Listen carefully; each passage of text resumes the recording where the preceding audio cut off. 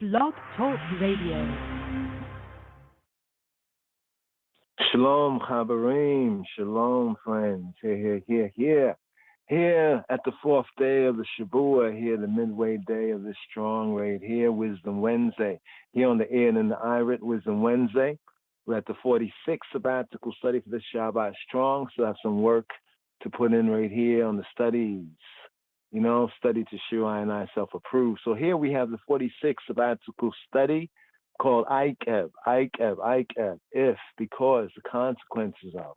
This Torah reading and feeding is very, very important here, as with this fifth book of Moshe, right here, this fifth book of Moses here. Moses is seeking to communicate and address and give them a kind of an overview of the summary of the trot of the patriarchs to a new generation. I mean, that new generation also get wisdom. You know, wisdom is a principal thing. You know, for all you're getting, get wisdom. Here, wisdom Wednesday.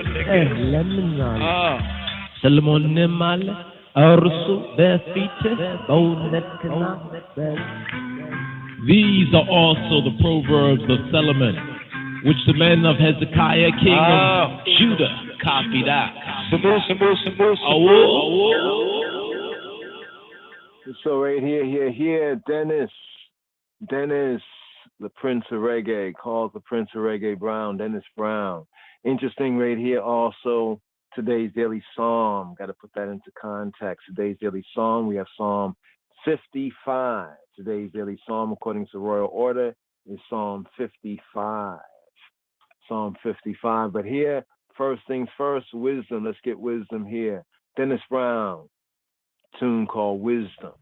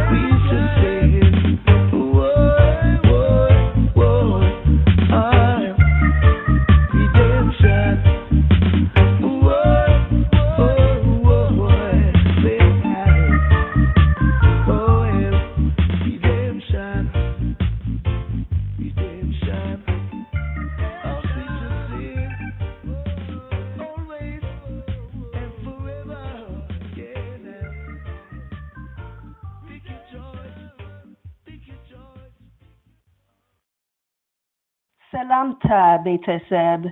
Greetings and welcome, family, to this special episode of Wisdom Wednesday with the Rastamandem here on Discipleship Radio.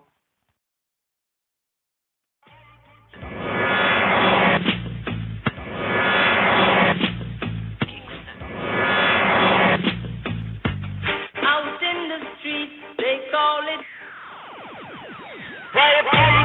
Just Rastafari. Just Rastafari. Just Rastafari.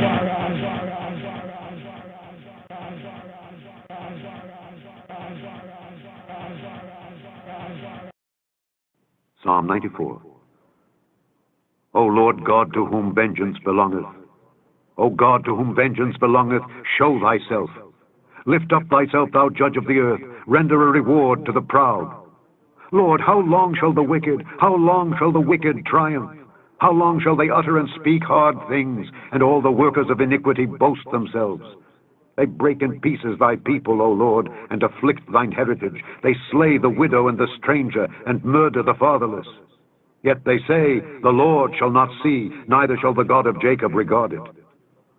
Understand, ye brutish among the people, and ye fools, when will ye be wise? He that planted the ear, shall he not hear? He that formed the eye, shall he not see? He that chastiseth the heathen, shall not he correct? He that teacheth man knowledge, shall not he know? The Lord knoweth the thoughts of man, that they are vanity. Blessed is the man whom thou chastenest, O Lord, and teachest him out of thy law, that thou mayest give him rest from the days of adversity, until the pit be digged for the wicked. For the Lord will not cast off his people, neither will he forsake his inheritance. But judgment shall return unto righteousness, and all the upright in heart shall follow it. Who will rise up for me against the evildoers, or who will stand up for me against the workers of iniquity? Unless the Lord had been my help, my soul had almost dwelt in silence.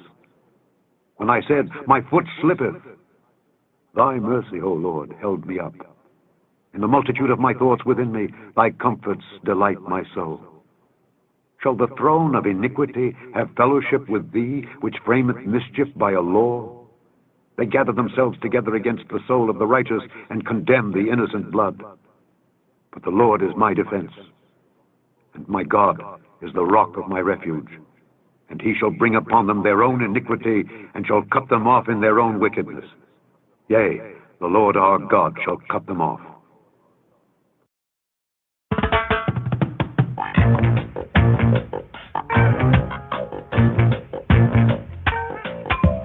Get up, stand up. Stand up for your right. Get up, stand up. Stand up for your right. Get up, stand up.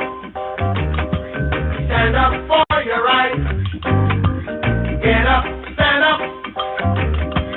Don't give up the fight. Preacher man, don't tell me heaven is under the earth. I know you don't know what life is really worth. It's not all that glitters gold. After the story has never been told, so now you see the light. Hey, stand up for your rights. Come on, get up, stand up. Stand up for your rights. Get up, stand up. Don't give up the fight. Get up, stand up. Stand up for your rights. Get up, stand up. Don't give up the fight. Most people think great God will come from the sky, take away everything and make everything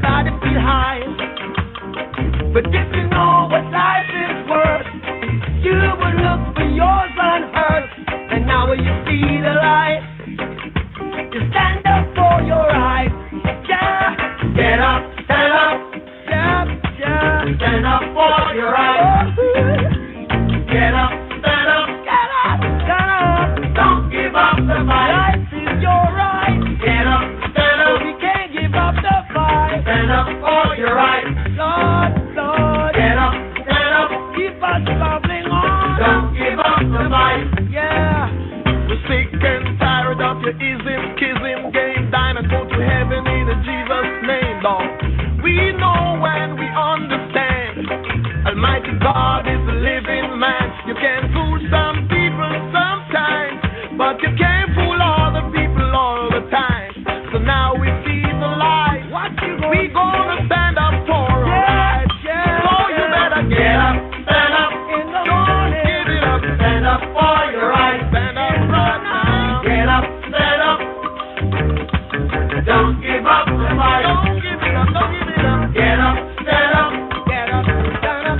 Stand up for your rights. Get up, stand up. Get up, stand up. Don't give up the fight. Get up, stand up. Get up, stand up. Stand up for your rights. Get up, stand up.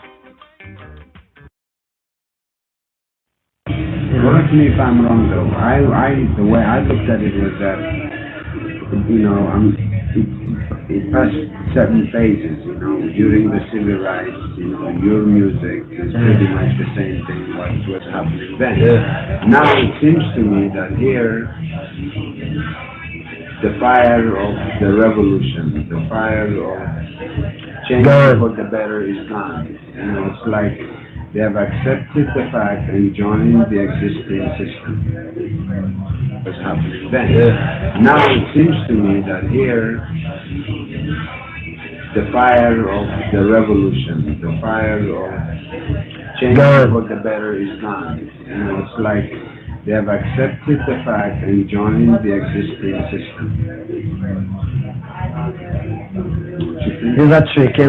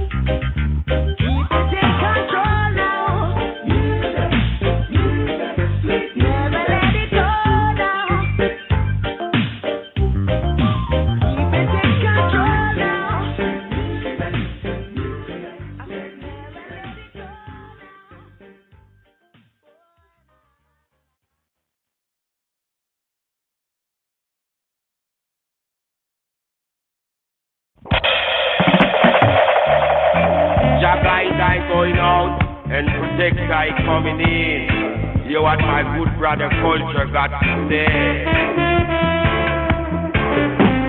Black reggae, you know. Black reggae music is a message from the king. Black reggae music is a message from the king. Comes Prince far right to deliver. His foundation is in the holy mountain. The Lord loveth the gate of Zion, more than the dwelling place of Jacob. Black reggae music, you know. The heaven declare the glory of God, and the firmament through it is on work. Night and the night after the stage, we no speak, no language, we no fight. Black reggae music, you know. Black reggae music is a message from the king. The black reggae music is a message from the king. Rastaman attack it out. Cause his foundation is in the holy mountain. The Lord loveth the gate of Zion, for the dwelling place of Jacob. Say so, Rasta. Behold, you know.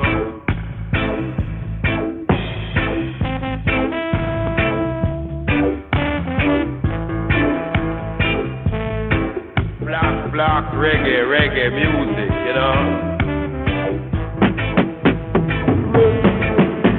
Black reggae music is a message from the king.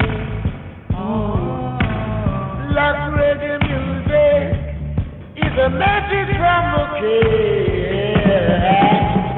Somebody wrong but not your Bible, I believe. Say that somebody wrong but not your Bible, I believe. Till you say that black reggae music. Till you say that black reggae music. Say that black. Black is beauty, you know. Black reggae music is a message from the king. Yeah. The black reggae music is a message from the king. You hear it day today. I don't tell you the black star line must come here. I went to my 5 cents, that must come, you know. Black reggae music, you know.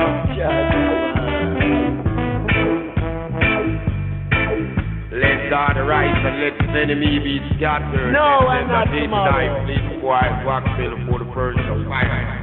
Life in an earthquake. And that's thy desire. Black reggae music, the message from the king. Black reggae music.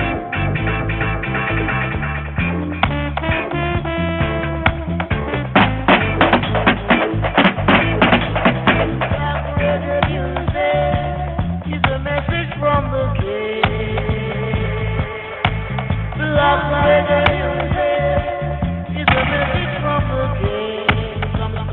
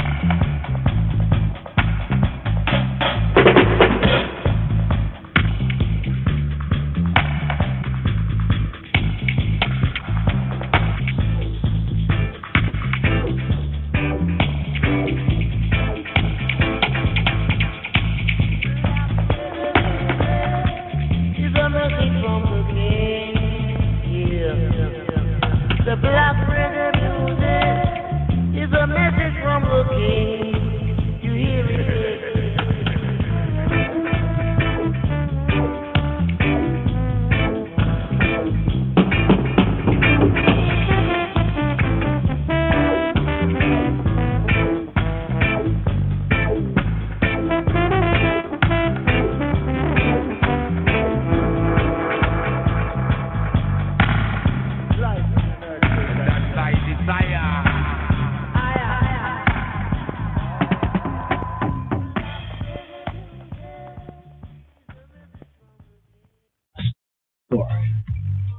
Your Majesty, as a mature Christian, have you a special word for young people of these days? በዚህ ቀን የኛ ግዛት ውስጥ ላለው ሁሉ ነው የምንናገረው። On this occasion, I address also all those within our empire. Our Christianity is not restricted to a given church, and I stress above all that we do not wish to make distinctions. My advice to all is to fulfill the 10 Commandments. You are aware of the contents of the 10 Commandments and can elaborate on it. If the nation for which I am the emperor follows and accepts this, since it's also what I accept and follow, I would believe our country is not only historically Christian, but also actively Christian.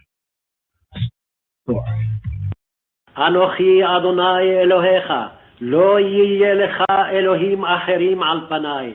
לא תישא את שם אדוני אלוהיך לשווא. זכור את יום השבת לקדשו. כבד את אביך ואת אמך. לא תרצח, לא תנאף, לא תגנוב, לא תענה ורעך עד שקר. לא תחמוד בית רעך.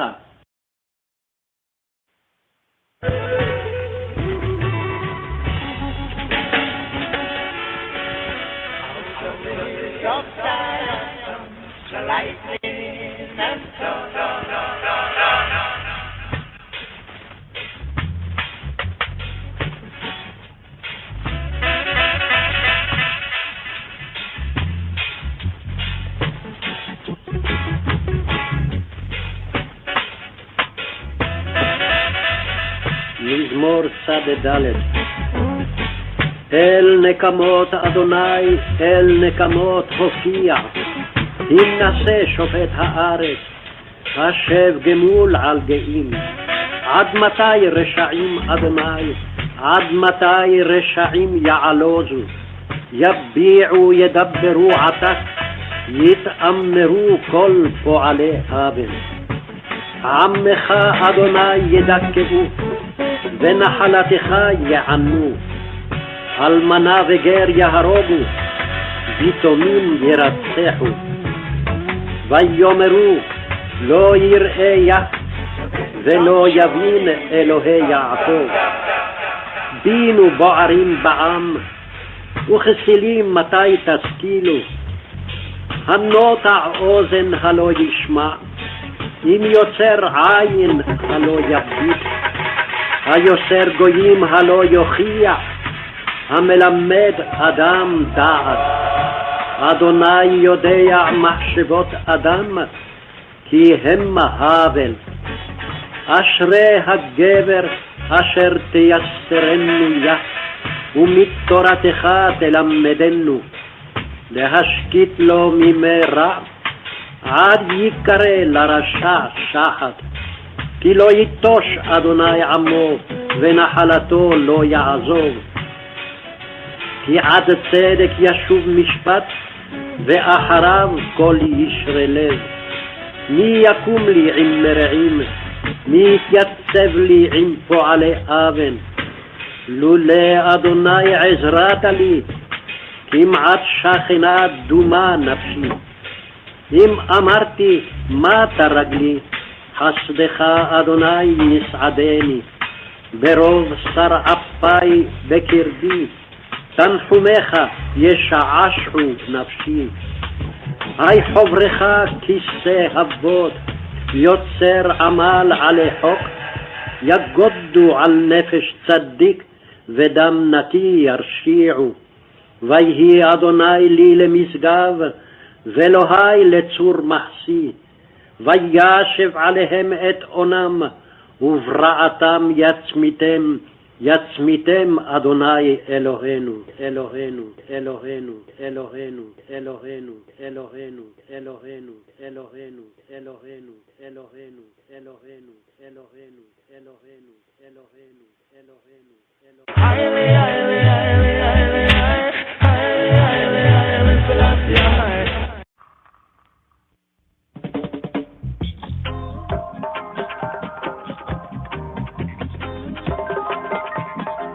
Psalm 93. O Lord God, to whom vengeance belongeth, O God, to whom vengeance belongeth, show thyself. Lift up thyself, thou judge of the earth. Render a reward to the proud. Lord, how long shall the wicked triumph? How long shall they utter and speak hard things, and all the workers of iniquity boast themselves? They break in pieces thy people, O Lord, and afflict thine heritage. They slay the widow and the stranger, and murder the fatherless. Yet they say, the Lord shall not see, neither shall the God of Jacob regard it. Understand, ye brutish among the people, and ye fools, when will ye be wise? He that planted the ear, shall he not hear? He that formed the eye, shall he not see? He that chastiseth the heathen, shall not he correct? He that teacheth men knowledge, shall not he know? The Lord knoweth the thoughts of man, that they are vanity. Blessed is the man whom thou chastenest, O Lord, and teachest him out of thy law, that thou mayest give him rest from the days of adversity, until the pit be digged for the wicked. For the Lord will not cast off his people, neither will he forsake his inheritance. But judgment shall return unto righteousness, and all the upright in heart shall follow it. Who will rise up for me against the evildoers? Or who will stand up for me against the workers of iniquity? Unless the Lord had been my help, my soul had almost dwelt in silence. And I said, my foot slippeth. Thy mercy, O Lord, held me up. In the multitude of my thoughts within me, thy comforts delight my soul. Shall the throne of iniquity have fellowship with thee, which framest mischief by a law? They gather themselves together against the soul of the righteous, and condemn the innocent blood. But the Lord is my defense. My God is the rock of my refuge. And he shall bring upon them their own iniquity, and shall cut them off in their own wickedness. Yea, the Lord our God shall cut them off.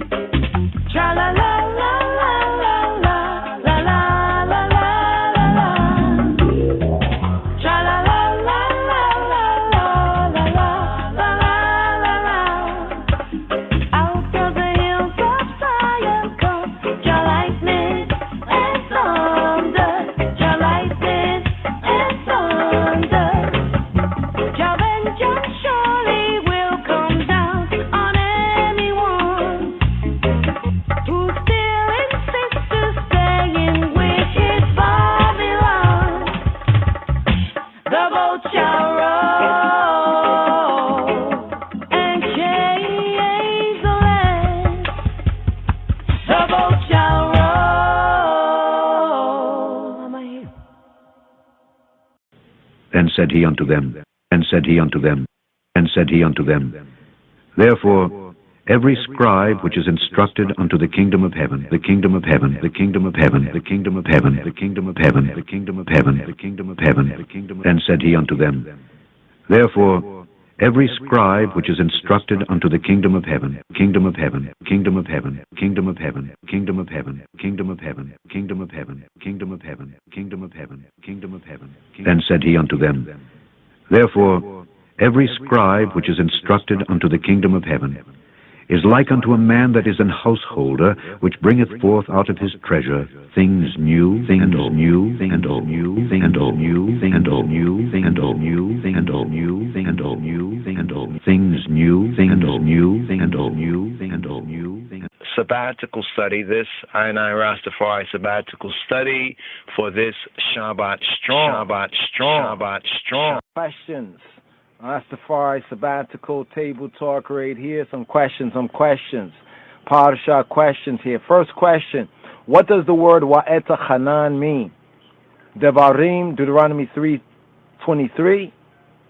The word Wa'eta Hanan, modern Hebrew Wa'eta Hanan, ancient pointing Wa'eta Hanan. It means and I pleaded. This comes from the verb Hanan. That means to beseech, to implore, as Bamarinya, the Metzaf Kedus, Lemenahu, to beg, from the root chen. But here in the Hebrew, the Wa'eta Hanan, from Hanan, is from the Hebrew root chen or chen. Chen mean grace. Chen mean grace. It means I sought like graciously to receive grace. Wa'eta Hanan. In terms of appealing to HAILE hymns, Hana, to his grace. Now, in the traditional Judaic liturgy, there is the Tachanun. The Tachanun, they're prayers that beg, that beseech for HAILE's grace and his mercy. Question 2. What was the substance of Moshe's plea? According to Devarim, Deuteronomy chapter 3, verses 24 to 25, Moshe, he besought Yahweh Elohai. He says, Yahweh Elohai, Jehovah, he who be, Elohai, Hailei, my God, my power, Adonai, Yahweh. He said that Jehovah had only just begun to show him.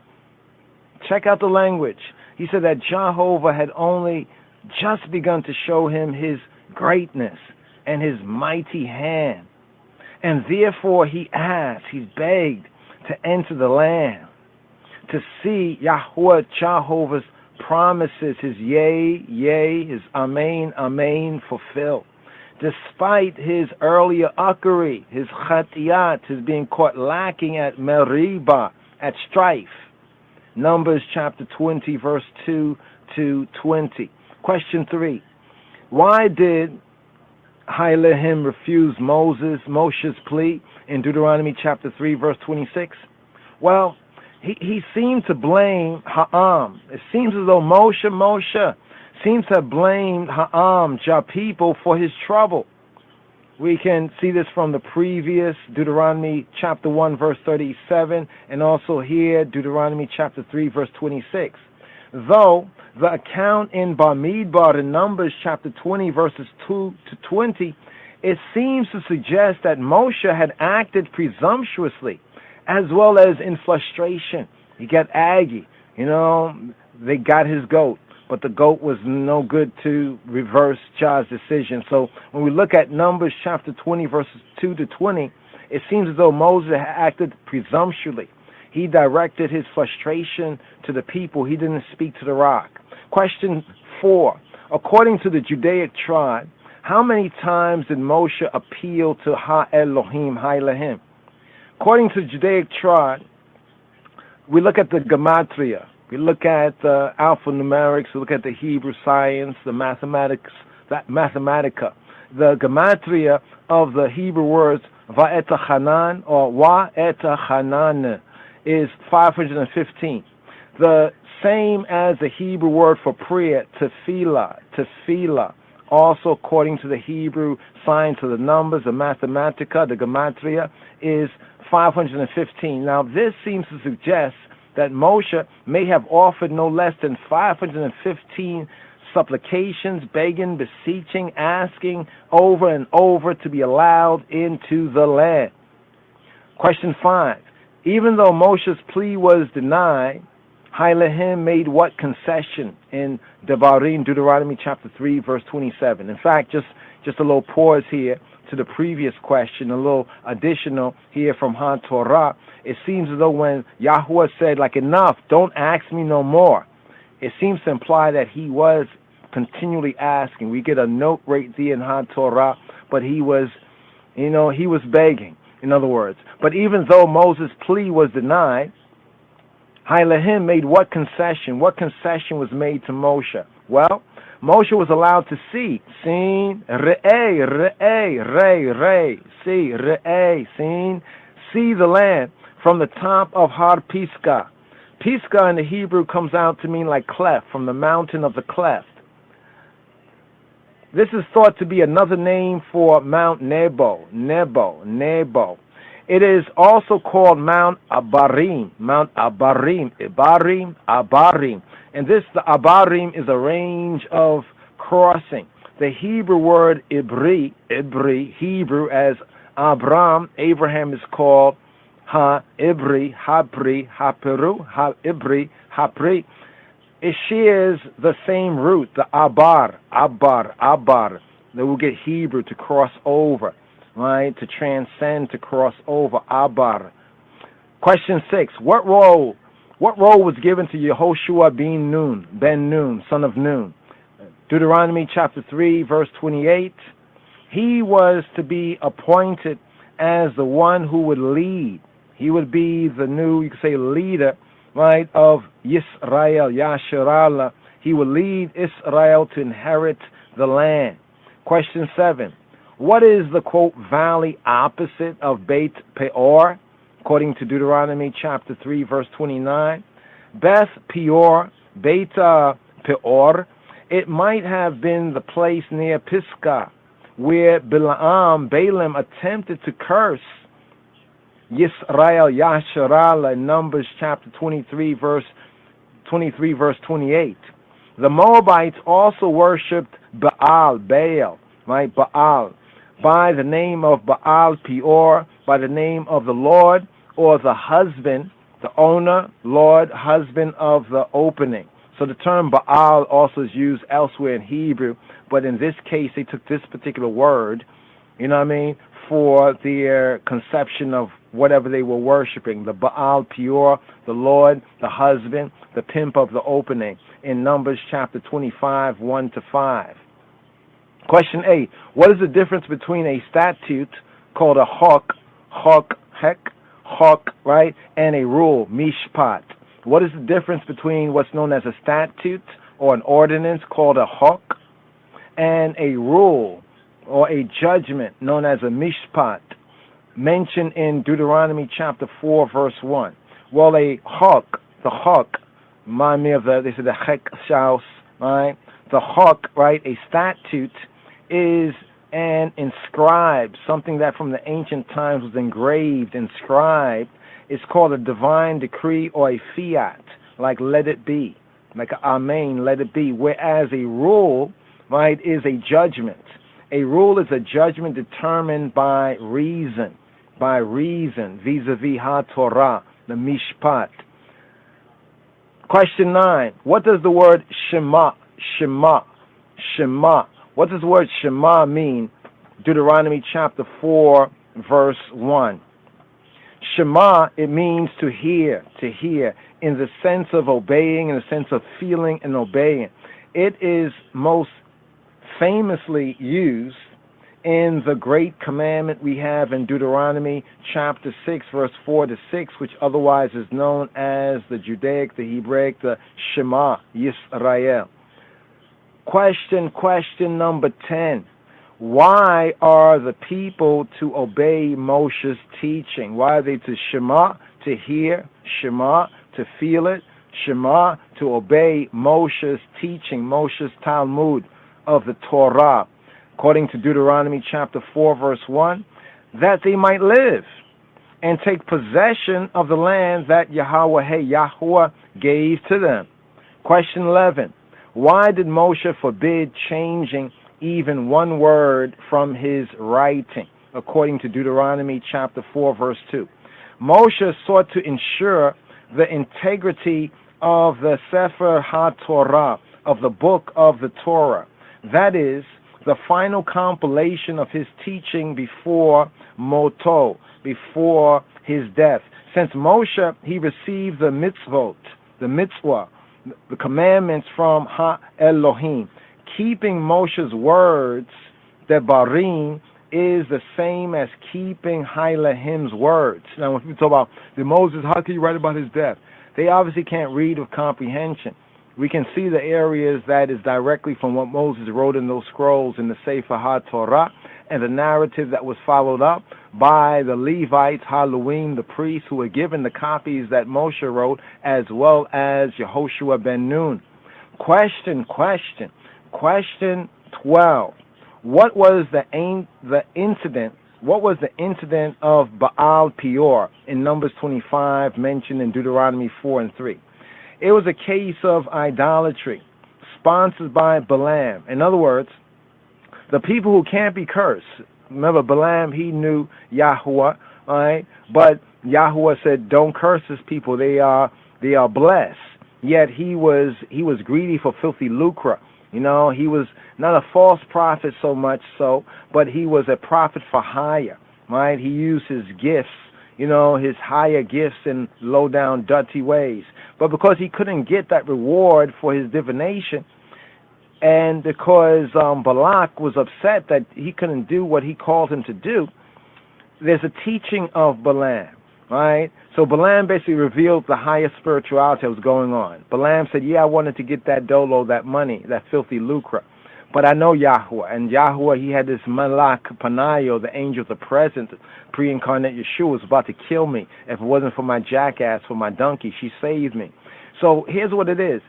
They're not perfect, but in his eyes, they are in a perfect alignment with him. But if you can teach them, you know, to demoralize, to curse themselves. You know, the people could not be cursed if you can teach them to go astray and curse themselves. So the case of idolatry sponsored by Balaam, in which the Midianite women were used as sex workers to seduce the Bnei Yisrael, the Israelite men, to worship, right, an ancient, some say Semitic god at the openings, or the god of the openings, as Peor or Fegor, Peor, it means the opening, the Baal, the Lord, the husband, right, the owner of the opening, is said to be associated with explicit sexual rights and excrement and exposure. And many connect the Baal Peor with Beelzebub. Question 13.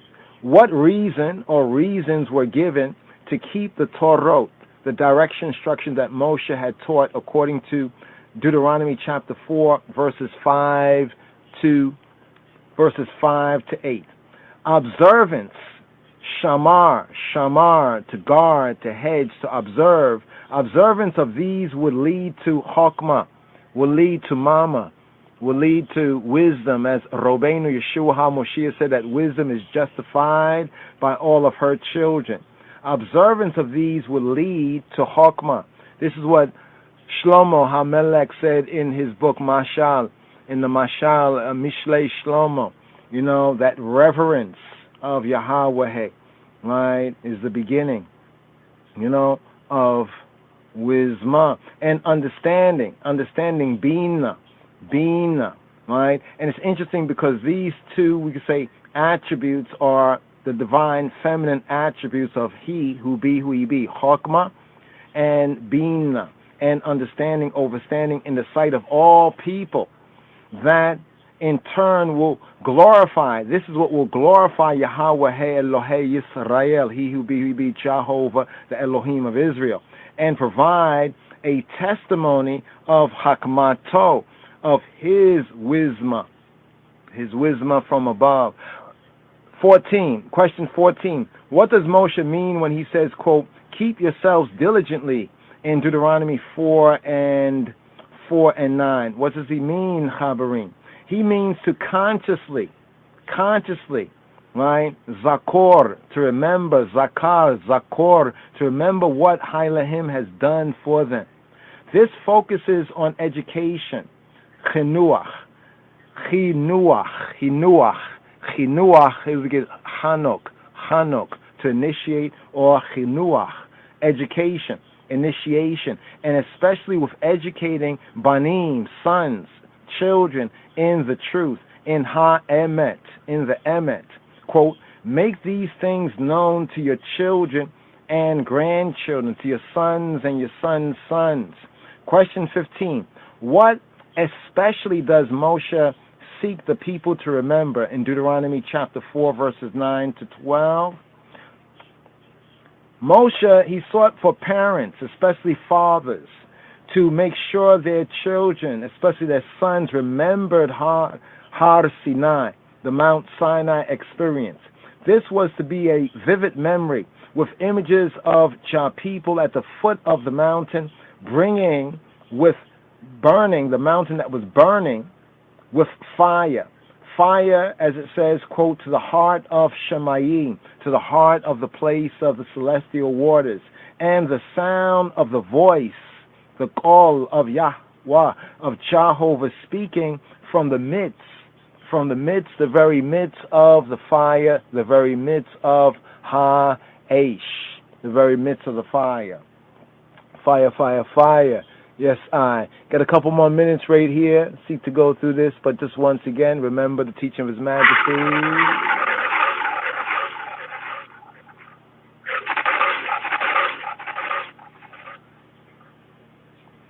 My advice to all is to fulfill the Ten Commandments. Question 16. What did the voice out of the midst of Ha-Aish, the fire, say to Ha'am, the people, Jah people? Deuteronomy chapter 4, verse 13. This is where we have the 10. This is where we have the 10 utterances, otherwise referred to as the 10 commandments. Here is where we have the 10 utterances. We know this in the Hebrew as the Aseret or Aseret Ha-Debarim. We have the Aseret Ha-Debarim, or in some pointings, the Aseret Ha-Debarim. In the Royal Amharic, the Metzaf Kedus, the book of the Seven Seals, His Majesty's Bible, we have Asartu Kalat, the 10 Kalat, the 10 words. Later, right, he later wrote on 2 tablets of stone, on the Shnei Luchota Abanim, the stones. This is also referred to as his covenant, right? Berito, Kidanu Berito, his covenant. Question 17. What else did the voice, the call, what else did the call say to Moses in Deuteronomy chapter 4, verse 14? HAILE gave Moshe additional chukim, statutes, and mishpatim, and judgments or rules to be observed where? In the land of Yasharallah, in the land of Yisrael, in the promised land. Question 18. Since Ha'am, the people, Jah people, saw no form. In the Hebrew, the form sometimes is translated as likeness, the temuna. They saw no temuna, no form of Yahweh at Har Sinai, at Mount Sinai. What are they particularly forbidden to do? According to Debarim, Deuteronomy chapter 4, verses 15 to 18, they are forbidden to make any carved or engraved image. We call this in the Hebrew the pesel or pesel. something that's engraved in the form of any figure, human or animal, and to engage in certain kinds of worship, right, and divination that was outside of the order. In other words, they would have, of course, make images of other things, but make no image and say, well, this is the image I made of HAILE, worship it. Question 19. Were the people allowed to engage in what may be called astrology or the worship of the sun, the moon, and the stars, according to Devarim, chapter 4, verse 19? No. Though there is a strange statement that HAILE had, quote, allotted them to all the nations under heaven. So, though we in the covenant are not allowed, there's an interesting and strange statement that HAILE, he had allotted, right, the sun, the moon, and the stars, what ones might call Gentile astrology or star gazing, sky gazing. He allowed sky gazing to all the other nations under Shemaima, under Shemaim. Question 20.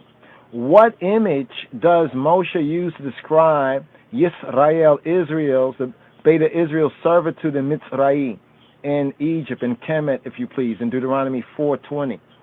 Well, he calls it, very interesting here, the an iron furnace, right? An iron furnace, a smelting pot of great affliction. Now, some say, well, this might be just like metaphoric language, or maybe one of the roles and occupations that some of the Israelites had, even maybe Aharon, some of the Levites as well. Maybe they were jewelers, it is said. Maybe they were the Aperiu in the Kemetiu, which were road repairers. And if they were metal workers, then they would know about metallurgy, or had learned so in Mitzrayim, in Egypt. Question 21. Why did HAILE take Jah people out of Mitzrayim? 420, Deuteronomy 4:20, to become for him, to be for him, Hayu, for them to be for him a people of his own inheritance. Lihiyot lau le'am nachla. Lihiyot, to be lau for him, le'am, of a people, nachla, of a people of inheritance. This is the basis for Jah people and I people, we, the black Jews of the line of the tribe of Judah, once lost, now found, being a chosen people, or Am Segula, also a treasured people, and so on.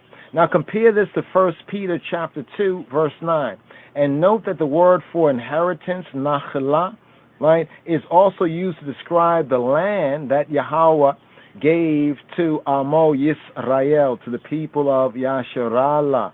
Question 22. Why was HAILE angry, right, at Moshe? And what was his punishment? Deuteronomy chapter 4, verses 21 to 22. Well, it was because Moshe was caught lacking. He ucked up, right, the sin at Meribah Kadesh. When Moshe struck the rock in his frustration, according to Numbers chapter 20, verse 10 to 13, and he in his testimony in Deuteronomy chapter 3, verse 23 to 28, Moshe was forbidden to cross the Yarden, the Jordan, to enter into the promised land, but instead was destined to die Bamidbar, in the desert. Question 23. Why does Moshe call Yahweh, he who be, HaKadosh, Baruch Hu, Baruch Hashem?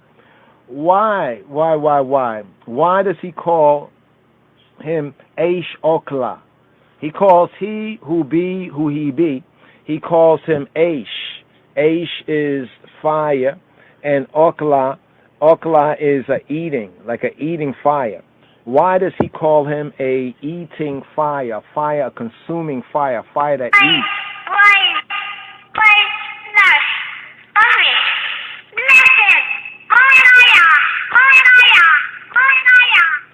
And he calls him El Kana, El, HAILE, power, God, El Kana, a zealous God, or according to the KJV translators, a jealous God. seeing that duality there, keep it good over evil, a zealous, el-kana. So why does he call he who be who he be? He describes he who be who he be as Aish or Kla, a consuming or an eating fire, and el-kana, a zealous el.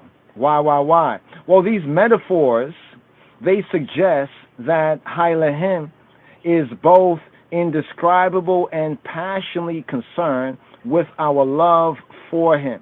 Refer to the Epistle to the Hebrews, chapter 12, verses 28 to 29.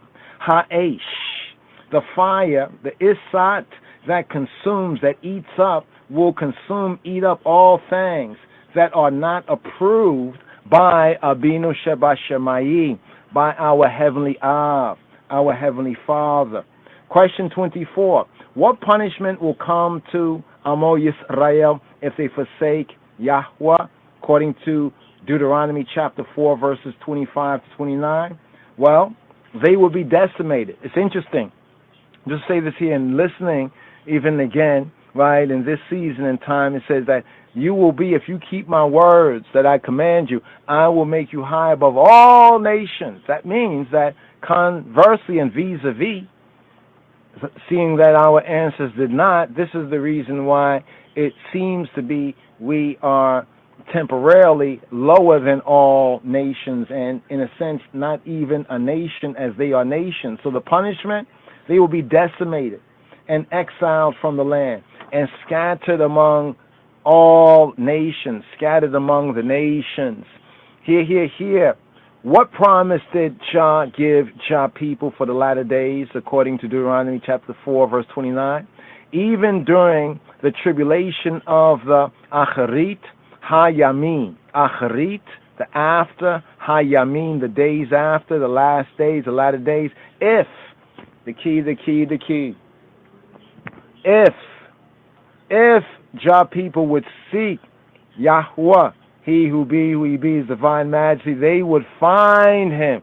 They will find HAILE. If they sought him, bekal levaveka u bekal nafsheka. If they sought him with all their heart and with all their soul. Let's hit this question here, 26, for the gematria numerical value of the name he who he be, seeing where we're at right here on the podcast, coming to a full, brothers and sisters and brothers. Here. Question 26. What reason did Jah give for the preservation of Jah people? According to Devarim, Deuteronomy chapter 4, verse 31, he cannot nullify the covenant. See, that's, you could call it the divine predicament. He could not nullify the covenant that he swore upon his own self, his own being, he who he be, Ehya Asher Ehya, to the Hebrew Trinity, patriarchal Trinity of Abraham, Yitzhak, and Yaakov. Note, this refers to what is often called the Abrahamic covenant and not the Sinai covenant. The Beta Israel's preservation is guaranteed by Yahweh's yea, his amen, to the patriarchs. Here, we're coming to the full, right here, right path, Lala Bella Rhythm.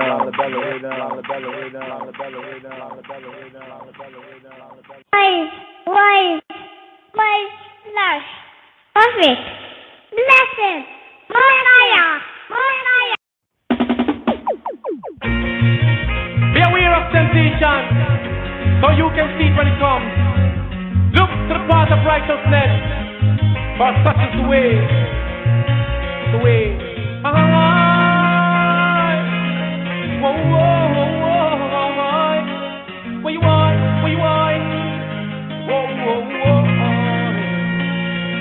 All life should be dedicated to the Almighty One. Then He is the Father of creation. We go up every day taking this for granted.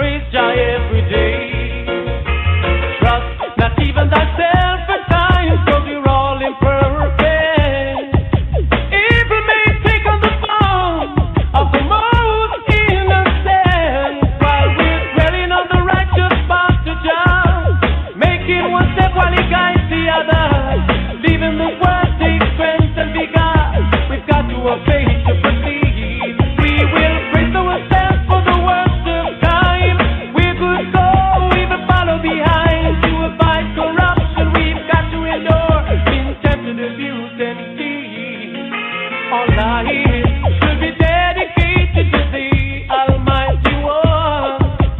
Since He is the Father of creation. We go up every day taking this for granted.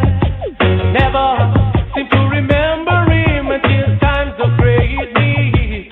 We'll be dwelling on the righteous path to Jah, making one step while He guides the other. Leaving this world take strength and vigor. We've got to obey to proceed. We will brace ourselves for the worst of time. We're good go, we will follow behind to fight corruption. We've got to endure being tempted, abuse, and deceit.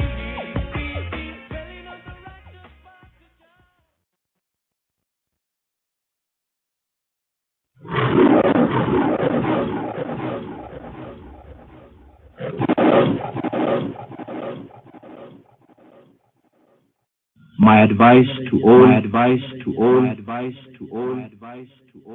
is to fulfill the Ten Commandments.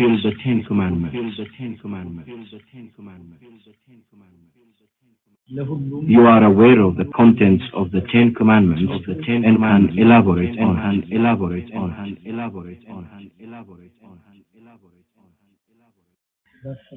If the nation for which I am the emperor follows and accepts this,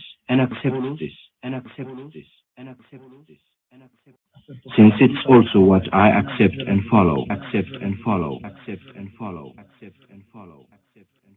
I would believe our country is not only historically Christian,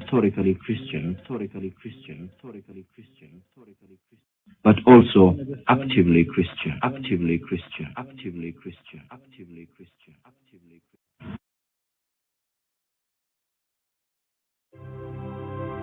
Only my life class, yeah, with the Jah Rastafari. And we not race naturally. I won a boo house and a thing. It's my time enough. A time get to you to shine enough. So welcome to my world. A world full of experiences and realities. I mean to teach and preach to both the poor and rich. I mean to inform, educate and entertain as well.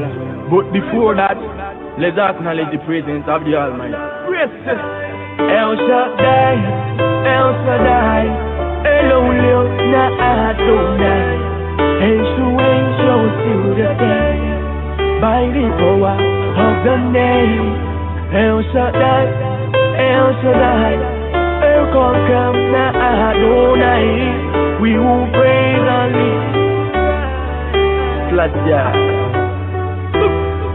Through your power and through your blood, through your teachings and through your word, me have no doubt that you are my Lord. So I will praise and worship Yahweh. Through your teachings and through your book, you shall one of a blessing right on me. Now this world wide world, there's no other like you.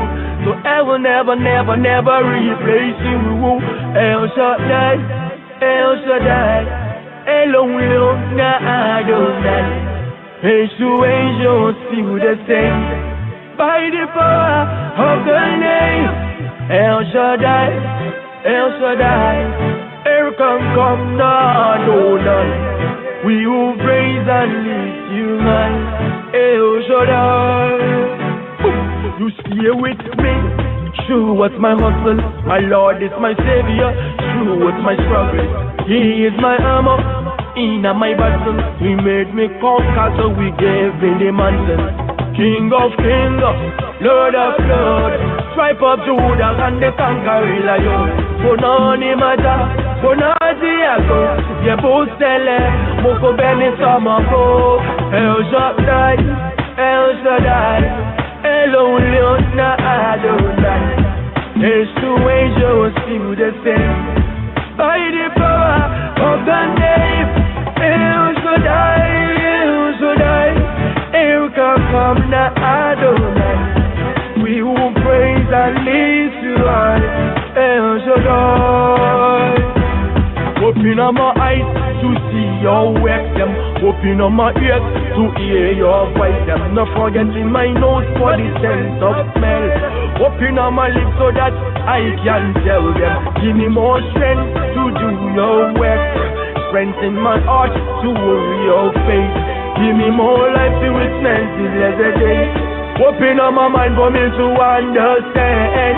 El Shaddai, El Shaddai, Elohim, Adonai. H2H was still the same.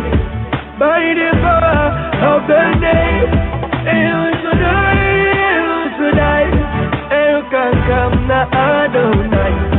We who praise and lift you high, El Shaddai. Through your power and through your blood, through your teachings and through your word, me have no doubt that you are my Lord. So I will praise and worship you. Through your teachings and through your book, we shall one of a blessing right and grace. Now this whole wide world, no other like you. So I will never, never, never, never, never, never. El Shaddai, El Shaddai, Elohim, Adonai. H2H still the same. By the power of the name, El Shaddai, El Shaddai, El Kakam Adonai. We will praise and lift you high, El Shaddai. Holy my relight Selassie, I with the joy, Rastafari.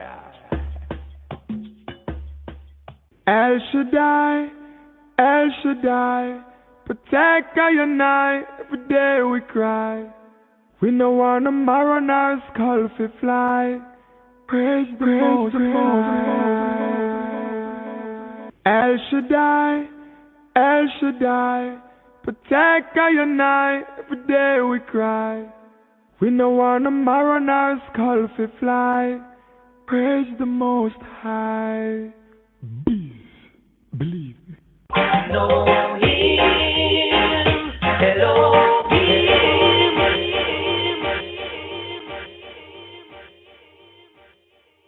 Know him, Elohim.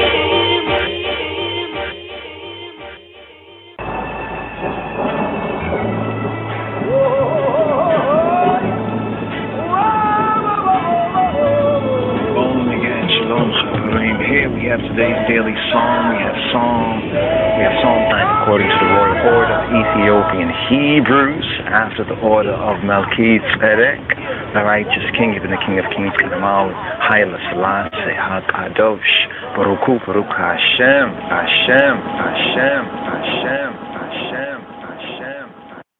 Psalm 55. מזמור נ"ה למנצח בנגינות משכיל לדוד.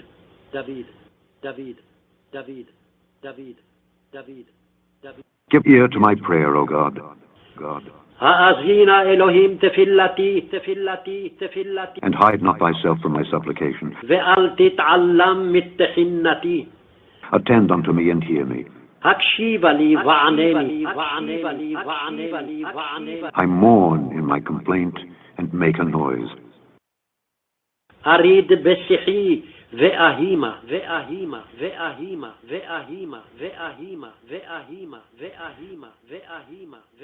Because of the voice of the enemy, because of the oppression of the wicked. For they cast iniquity upon me, iniquity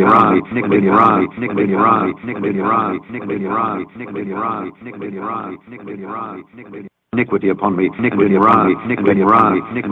he hates me, my heart is sore within me, and the terrors of death,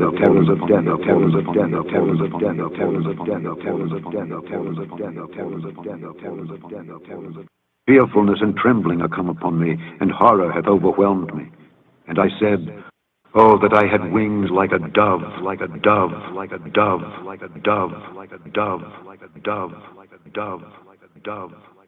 Oh, that I had wings,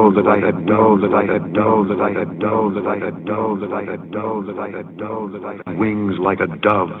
For then would I fly away and be at rest, and be at rest, and be at rest, and be at rest, and be at rest, and be at rest, and be at rest. Lo, then would I wander far off, and remain in the wild, and remain in the wild, and remain in the wild, and remain in the wild, and remain in the wild, and remain in the wild, and remain in the wild, and remain in the wild, and remain in the wild. I would hasten my escape from the windy storm and tempest.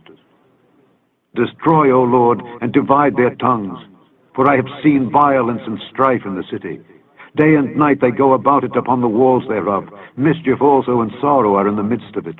Wickedness is in the midst thereof. Deceit and guile depart not from her streets.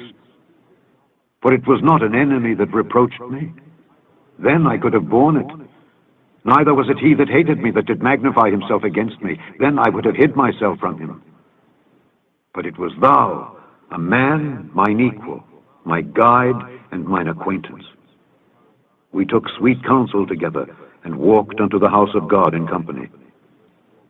Let death seize upon them, and let them go down quick into hell, for wickedness is in their dwellings and among them.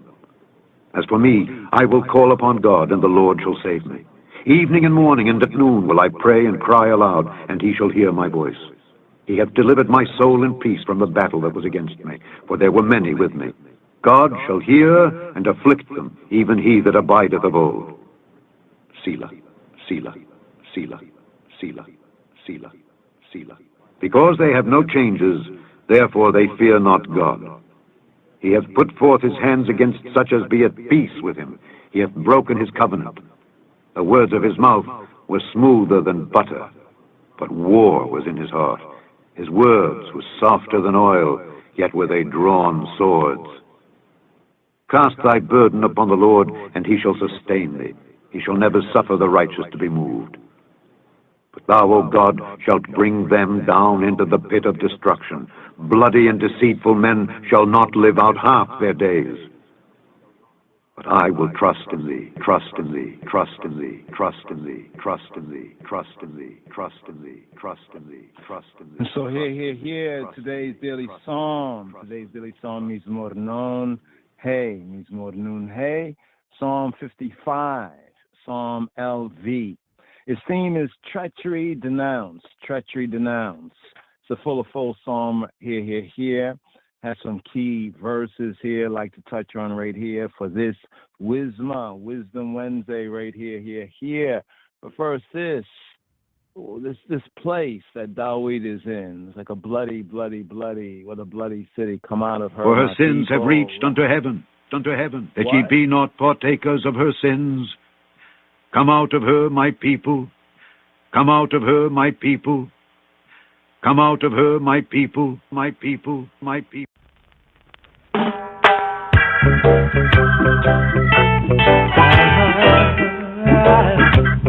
Oh, yeah.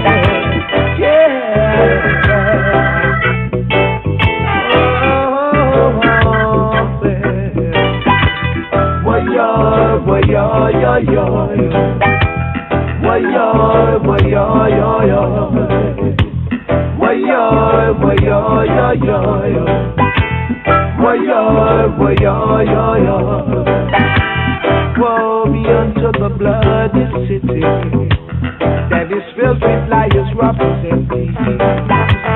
Woe be unto the bloody city that's filled with liars, robbers, and thieves.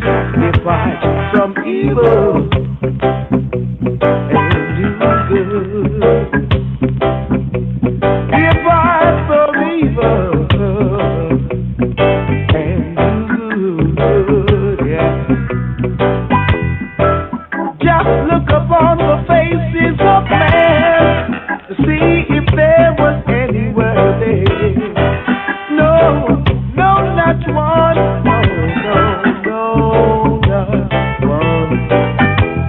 We all together become foolish and foolish. Didn't accept the wisdom of Jehovah. Depart from evil and good. Depart from evil and good. Whoa, yeah.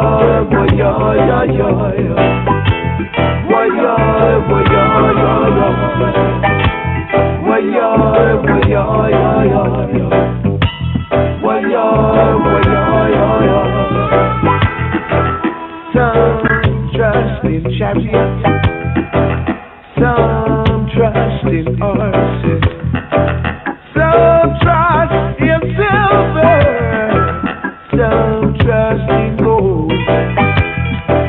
I trust in the Most High. I depart from evil and do good. Depart from evil and do good. Yes. Wa-yo.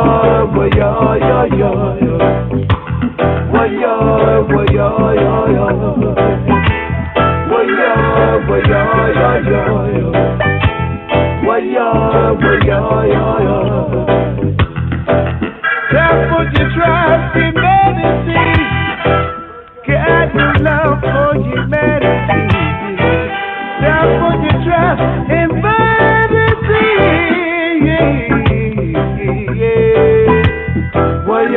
To the bloody city, it's filled with lions, robbers, and thieves.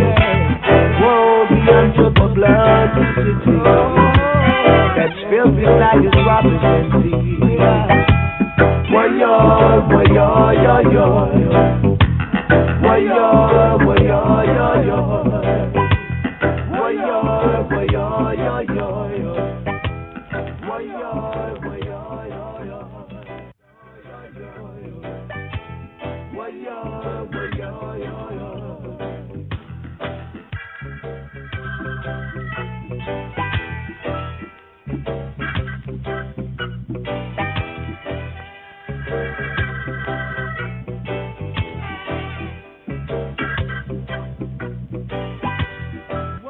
Psalm 55.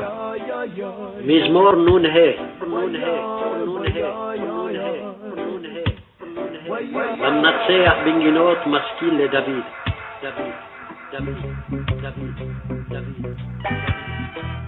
Give ear to my prayer, O God. האזינה אלוהים תפילתי. And hide not thyself from my supplication. ואל תתעלם מתחינתי. Attend unto me and hear me. הקשיבה לי וענה לי. I mourn in my complaint and make a noise. אריד בשיחי ואהימה.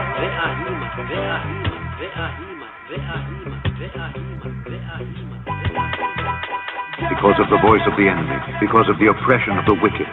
For they cast in iniquity upon me, iniquity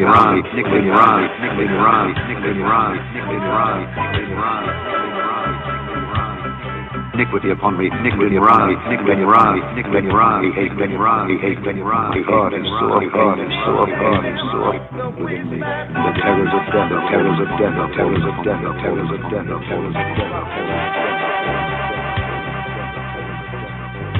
Fearfulness and trembling are come upon me, and horror hath overwhelmed me.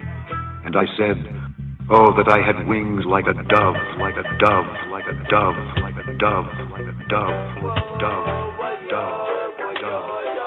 Oh, that I had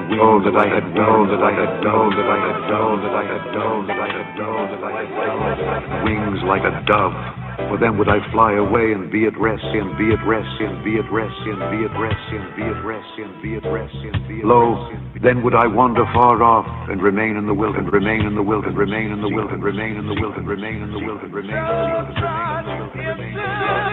I would hasten my escape from the windy storm and tempest. Destroy, O Lord, and divide their tongues, for I have seen violence and strife in the city. Day and night they go about it upon the walls thereof. Mischief also and sorrow are in the midst of it. Wickedness is in the midst thereof. Deceit and guile depart not from the streets. For it was not an enemy that reproached me. Then I could have borne it. Neither was it he that hated me that did magnify himself against me. Then I would have hid myself from him. But it was thou, a man, mine equal, my guide and mine acquaintance. We took sweet counsel together and walked unto the house of God in company. Let death seize upon them, and let them go down quick into hell, for wickedness is in their dwellings and among them. As for me, I will call upon God, and the Lord shall save me. Evening and morning and at noon will I pray and cry aloud, and he shall hear my voice. He hath delivered my soul in peace from the battle that was against me, for there were many with me. God shall hear and afflict them, even he that abideth of old. Selah, Selah, Selah, Selah, Selah, Selah. Because they have no changes, therefore they fear not God. He hath put forth his hands against such as be at peace with him. He hath broken his covenant. The words of his mouth were smoother than butter, but war was in his heart. His words were softer than oil, yet were they drawn swords. Cast thy burden upon the Lord, and he shall sustain thee. He shall never suffer the righteous to be moved. But thou, O God, shalt bring them down into the pit of destruction. Bloody and deceitful men shall not live out half their days. But I will trust in thee, trust in thee, trust in thee, trust in thee, trust in thee, trust in thee, trust in thee, trust in thee, trust in thee. Trust in thee, trust in thee, trust in thee, trust in thee, trust in thee, trust in thee.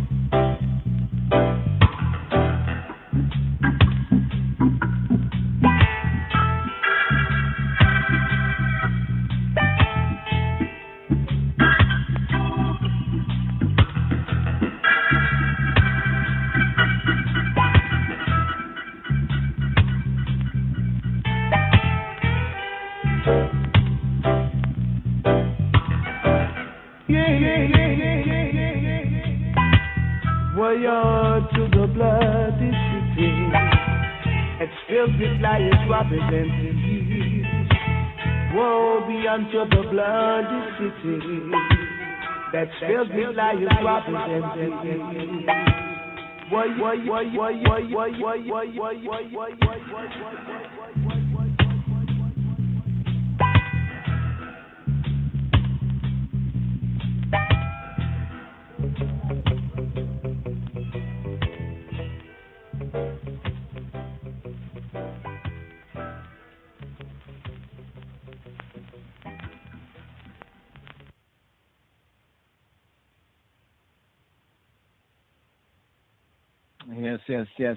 Yes. So right here with the fourth day. So we're going to touch just briefly and review this fourth day Aliyah right here, the Torah reading and feeding right here. There's also a couple of themes. Can't reason on all of it at one time. So first, right here in the sabbatical order, we're at the day 4, the Rabi'i Aliyah, the Rabi'i Aliyah. That's Deuteronomy chapter 10, verses 1 to 11. The fourth reading, the Rabi'i Aliyah, Yahweh Eloheinu, he told Moses, to carve out 2 tablets of stone like the first, to come up to the mount, to make an Aliyah, and also to make the ark of wood, of acacia wood, particular wood, but generally speaking of wood. Yahweh Eloheinu, and also the ark is interesting because the ark also displays the Trinity. It's like a 3-in-1 box, right? There is the wooden part of the box, but it's overlaid on the inside of gold, right, and on the outside. It's like a 3-in-1. But the ark of acacia wood, Yahweh Eloheinu inscribed on the tablets the 10 words. Another key point right there. Most of the translations in the Western world, they refer to the 10 Commandments. as we showed and proved, and we can go to the Hebrew, also the Koine Greek, the Ethiopic, and various other languages, and it brings out the true sense, the Aseret, right? Aseret, somebody enunciated Issaret, Ha-Debarim. Aseret Ha-Debarim, the 10 words, which is Ha-Mitzvah, the commandment. Now, it's also interesting, that's an interesting theme right there as well. Let's touch on the 10 words as it is in the Hebrew and even the Koine Greek. They say the Decalogue, right? 10 logia, logo, right? Words or reasons, 10 reasons, 10 words, right? One commandment, ha-mitzvah, right? That were written on the first tablets that Moshe had smashed. So Yahweh Eloheinu, he inscribed again on the tablets the 10 words that were on the first tablets that Moshe had smashed. And Moshe came down from the Har Sinai, Mount Sinai, and deposited these 2 tablets in Ha'aron. So now we get the first testament of the ark being described as the Aaron Ha-Edut. Edut is like testimony, Edut, of testimony or witness. The ark of the testimony, the ark of his testimony. Now, what's going on right here, if you look at it, even in the reality, it's like someone has a contract or an agreement, right, has been agreed upon. The documents have been, you could say, verified and ratified and verified, and then they are deposited as a what? Witness, edut for safekeeping. Now, in the continuation of the Aliyah here for the 4th day, Wednesday in the Shavua would be the 4th day of the week, the middle of the week. Interesting, it says that Moshiach, right, according to Daniel, you know, what happens to Messiah in the middle of the week. Now, the 4th day's reading, right, there's like the heart, you know, of the Shavua. We have this right here, the continuation of the reading. We have the Bnei Yisrael marching to Mosera. Now, Mosera, I made a brief point about Mosera earlier, previous, that's related to the word Masoretic. Well, how do we know this? Okay, let's do this right here. In fact, let's not even, let's cancel that and let's go search again and bring up these. Okay, we have Mosera. Okay, so the reasonement right here is that, let's go over here. The reasonement here is that in the continuation of the 4th day's reading from Deuteronomy chapter 10, verse 1 to verse 11, the 4th reading, the 4th of the 7 readings for this Parashat Itege. Here we have Deuteronomy chapter 10, verses 1 to 11. Continuation of the reading, the Bnei Yisrael, the sons of Israel, they march to Mosera. So we have a place called Mosera. Mosera here, within the Hebrew and in the translation, bringing out the name in translation, the transliteration to the English, is based on the Hebrew, Mosera, and it's related to what we call the Masoretic. I ain't going to say Masoretic. I'm not saying the Masoretic Bible per se, but I'm saying according to the Hebrew, according to the word, right? According to the word, the meaning. You know, as we touch on some of the meanings of the names and even the places and even some of the judgments, like Meriba, the provocation, Meriba, the provocation. And then we have Masa, the tempting, the trial, the temptation, how these names have a meaning. So here, the Bnei Yisrael had marched, according to Moshe's recalling of the tribe, had marched to Mosera, where Aharon, so Aaron, the first, according to the Torah, the scriptures, the first anointed, right? He's the first Moshiach. Moshiach meaning anointed. And he's the anointed high priest. This is why when we get to the Brit Hadasha, right, we have the followers and the Meshachim, the Messiahites, the Nazarenes, proclaiming that Yeshua HaNotzri is that Moshiach, is that anointed. In the book of Hebrews, the epistle to the Hebrews, specifically the likeness to Aharon, to Aaron. So it's important when we often think of anointed, we think of like anointed, anointed king, anointed king, anointed king.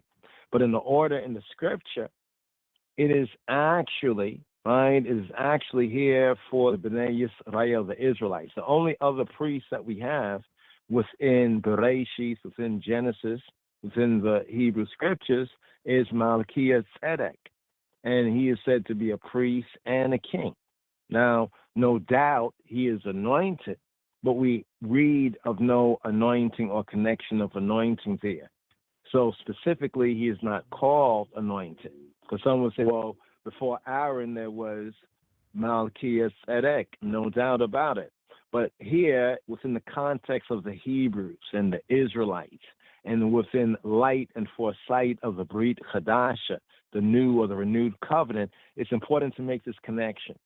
And a lot of others haven't really made that connection, but we know that those in the first century time did make that connection, because the epistle to the Hebrews, as well as the Gospels and the other epistles, do testify, but particularly the epistle to the Hebrews, right? So we have Aharon, right? Aaron, the anointed high priest Kohen Gadol, dying and is buried at this place called Mosera. And his son, Eleazar, his son, became the anointed Kohen, the Kohen Gadol, the high priest in his stead. So here, just to zoom in on this word right here, Mosera. Here we go right here, Mosera. So here, this is Deuteronomy chapter 10 at verse 6. It says, and the children of Israel, or the Bnei Yisrael, the sons of Israel, directly in the Hebrew, the sons of Israel took their journey from Beerot of the children of Yakan to Mosera. There, Aharon died, and there he was buried. And Eleazar, Beino, his son, ministered in the priest's office in his stead. So let's zoom in on this word Mosera. So here we have the H4149. Now, those familiar in the studies or generally with Hebrew will, I guess, automatically make this connection, especially the Hebrew scriptures, because this is a very important word elsewhere. But let's start here with Mosera, right? And the Mosera and the Masoretic, right, according to the Hebrew language and the meaning connection. So here we have Mosera. Mosera, BDB now, we use 2 points of reference, BDB, cross-comparing it with the Strong's Concordance, right? The BDB definition says Mosera, or in the plural sense, elsewhere we find Moserot, Mosera, singular, Moserot, the plural. Now here it says, a place near Mount Hor where Aharon died. Now remember, we're going to look at the origin word, but let's first of all look at this word here. This is said to be a proper name feminine, In the Strong's definition, it says it's the feminine of. So Mosera, the gives you the kind of indication. Mosera is the feminine of what? It's the feminine of Mosir. So we have Mosir and Mosera, right? Mosir and Mosera. So Mosir here is a band. It's a band or a bond, right? A band or a bond. So here we find the Mosir being like the root, connected to the root part in the masculine form, and then we have Mosera, right? The feminine form, and Moserot, the plural form. Now, Strong's definition brings us down to properly chastisement. That is, by implication, a halter.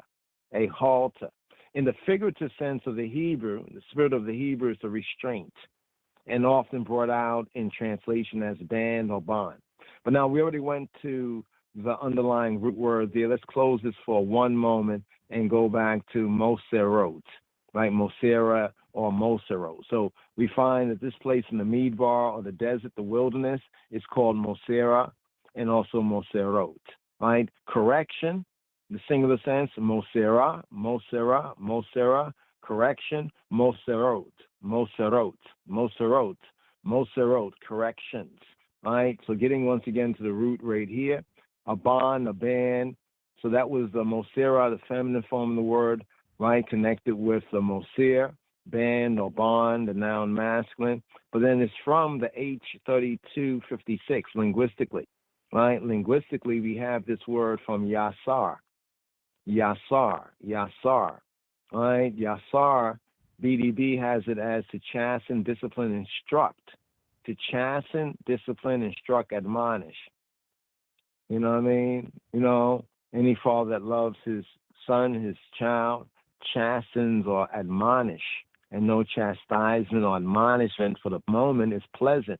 This word often in the translation can be chastise, chastisement, or discipline, right? Discipline or admonition as well. You can see right here the al of the word, to chasten, admonish, in one sense, to instruct, right? In one sense, to discipline, in one sense, right? Now the nifal, to let oneself be chastened, to discipline, to correct, right? To correct, to chastise, literally, it can be literally with blows. So chastisement, which is a process of instruction or correction, right, can be literally or it can be figuratively.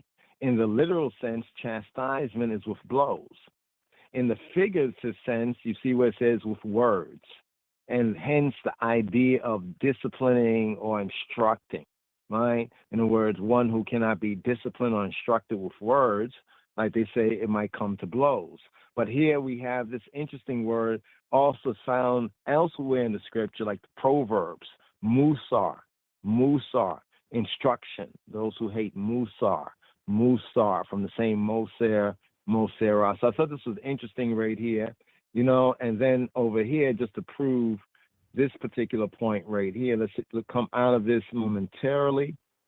And we looked at the wiki because we wanted to see, well, how is Masoretic written in the Hebrew, right? How is it written in the Hebrew? So here, this says the Masoretic text, right, or MT, using an abbreviation. Now you see the Ivrit right there, the Hebrew. Let's bring this as large as we can right here. Let's take a screenshot of this for future use. So here it says Nusach, Nusach, Nusach, the text of Ha-Masorah. Nusach Ha-Masorah.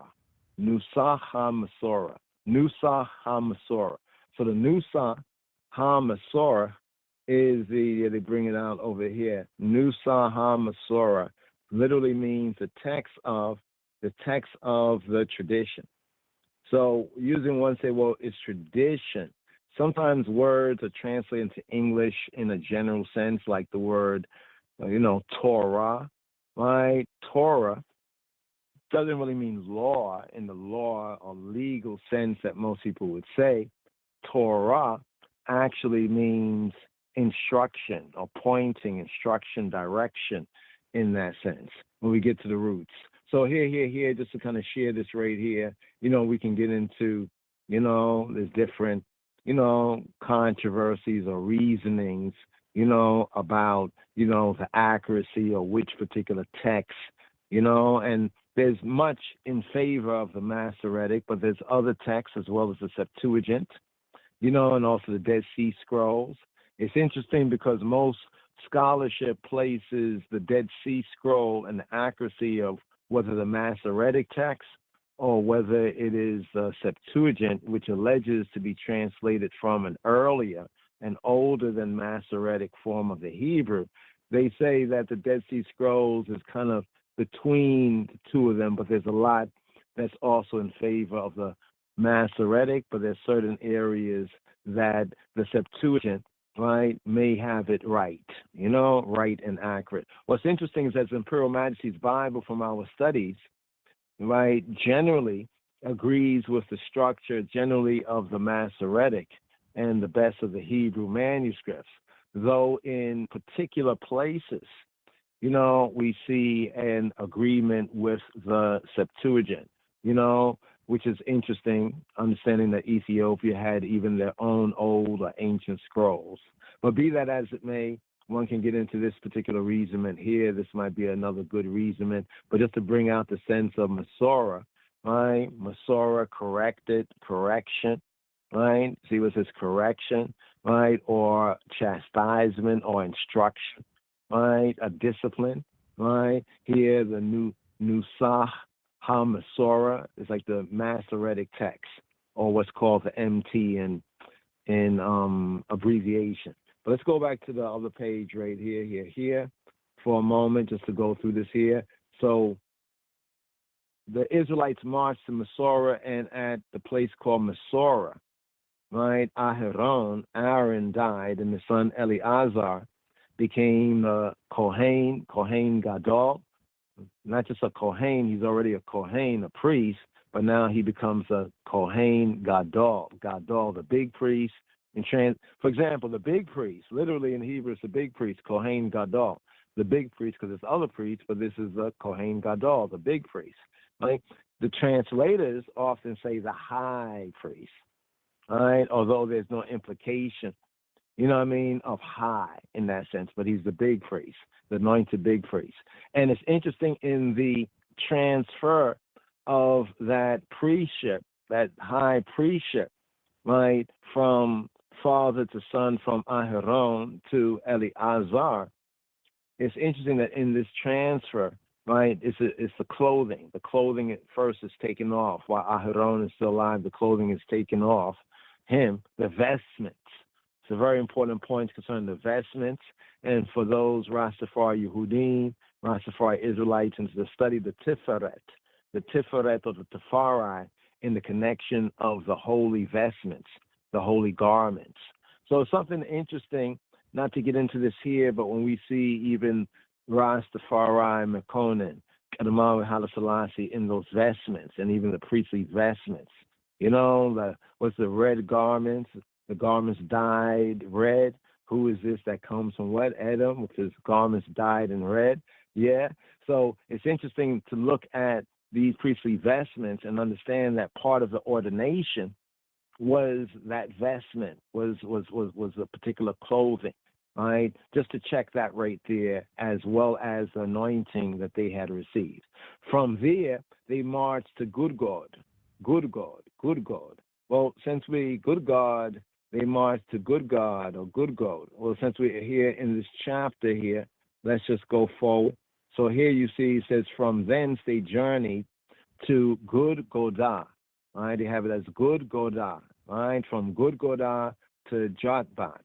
So Good Godah, right? This is a first level study right here for those with Metaphysical Bible Dictionary. Check out these names.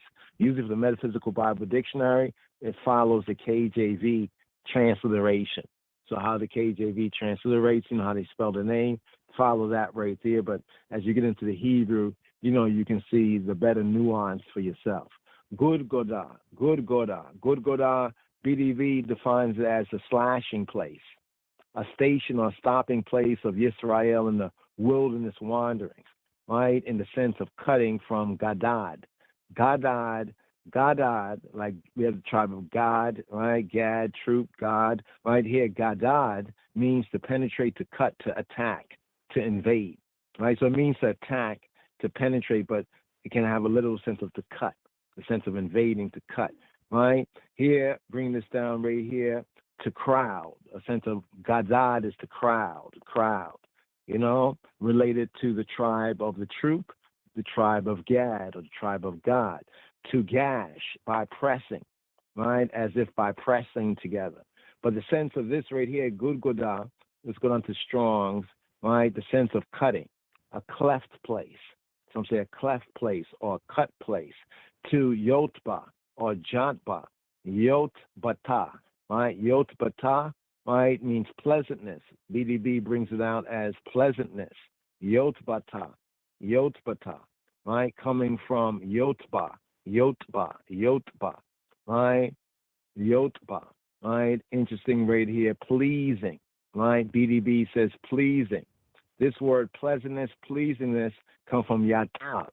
Yatab is related to the word for good, tob, yatab, right? Yatab, tob, right? Tob, taib, right? Yatab, to be good, to be pleasing, right? Ethiopia, Tobia, yatab, right? To make well, sound, happy, successful, right?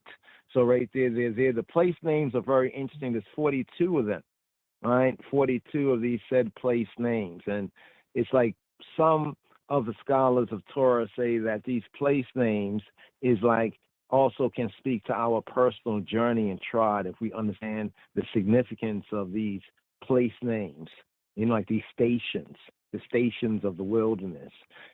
Yahweh Eloheinu set apart Halloween, the Levites.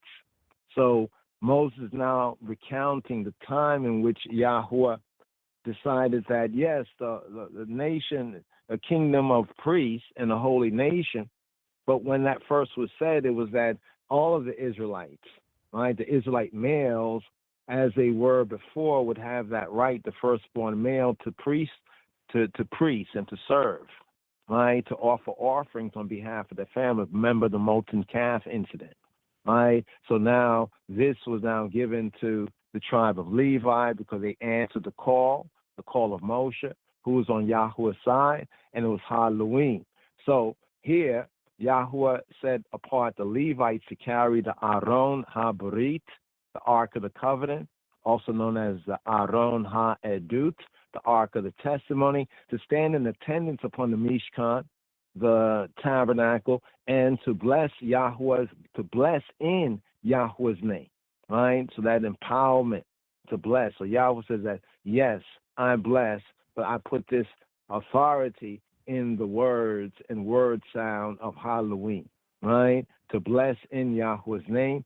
And that is why the Levites were to receive no portion, right? No portion of the land, as Yahweh Eloheinu was their portion.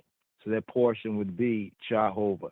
So the fourth reading right here, fourth day, fifth day reading coming forward. The fourth reading, the fifth open portion, end with Deuteronomy chapter 10, verse 11. And then coming up for the fifth day, the Hamishi, a.k.a.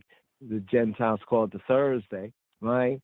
The Hamishi reading is Deuteronomy chapter 10, verses 12 to 11, verse 9. Very, very important right here. Pick up on this some more, looking at the time right here. We have today's daily psalm, and we're going to try to really press to get through today's daily psalm. It's a very important psalm for the narrative, has some key points that actually occur elsewhere. A lot of the points of the psalm. Sometimes we hear verses in the New Covenant sense, and those who have the know can recognize, like, wow, Paul is quoting from that prophet, Paul is quoting from that psalm, or Yeshua himself is quoting from that psalm right there. It's very, very important to our spiritual growth and our tribe. But right here, Psalm 55, we're just preparing this right here. Psalm 55 coming forward.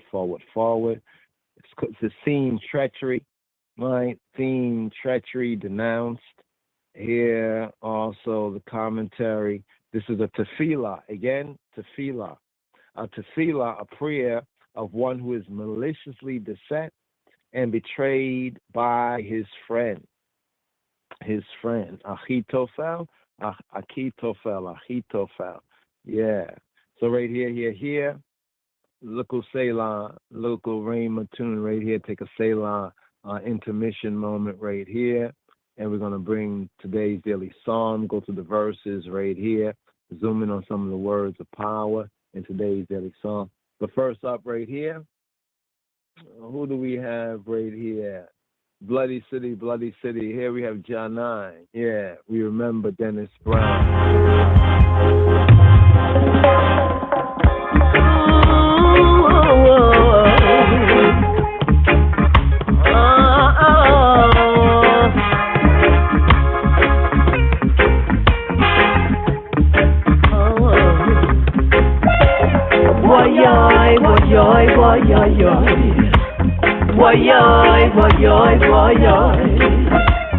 Woyoy, woyoy, woyoy. Woyoy, woyoy, woyoy. Woe be unto the bloody city that is filled with liars, robbers, and thieves. Woe be unto the bloody city that is filled with liars, robbers, and thieves. Depart from evil and do good. Depart from evil and do good. Just look upon the faces of men to see if there was any word there. No, no, not one. No, not one.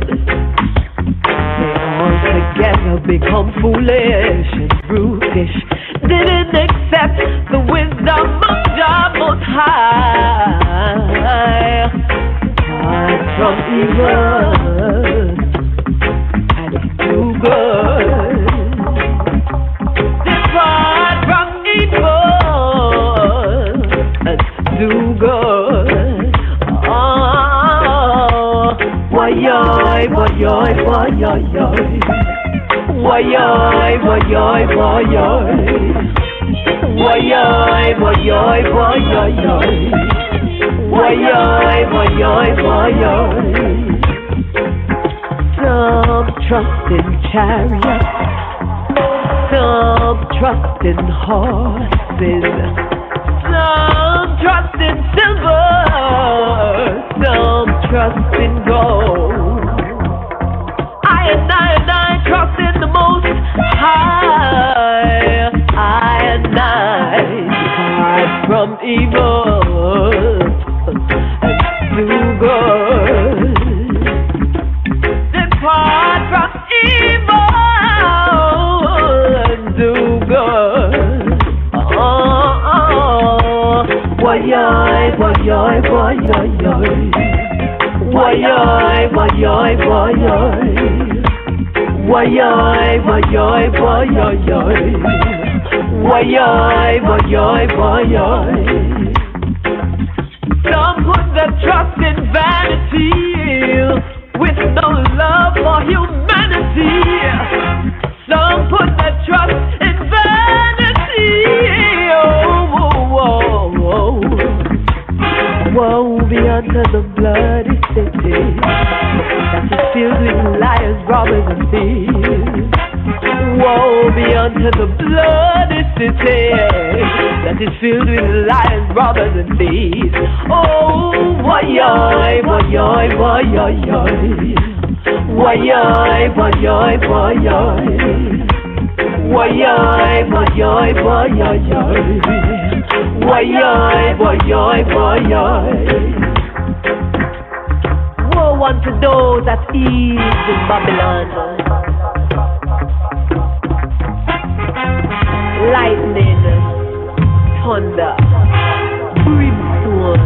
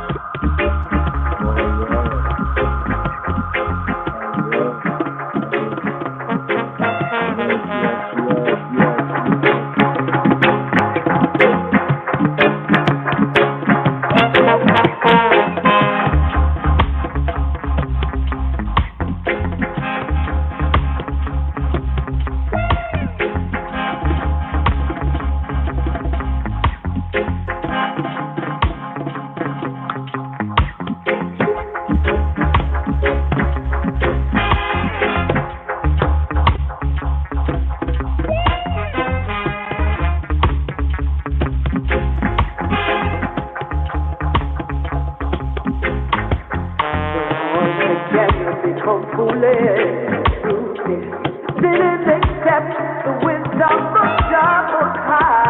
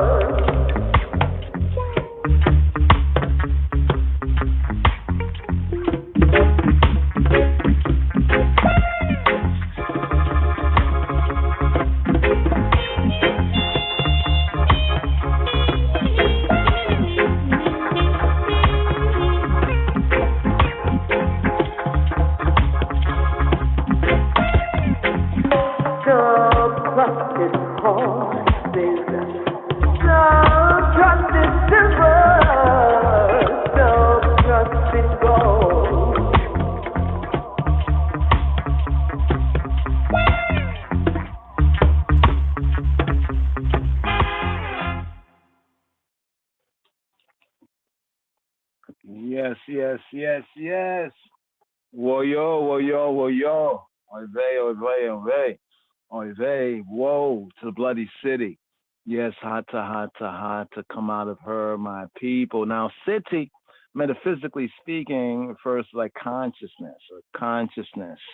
Metaphysical Bible Dictionary brings out the sense of city as a consciousness. So we look at Jerusalem maybe as a city, literal city, or consciousness of a people. You know, the consciousness there, certain type of city. Bloody City right there. That's there, John 9, tribute to Dennis, Prince of Reggae Brown right there. That's our, you could say, the Makom, the standing tune right there, the dub. For today's daily psalm, Mizmor Non Hey, Mizmor Nun Hey. Mizmor Non Hey, Mizmor Nun Hey. Psalm summary right here. Treachery denounced.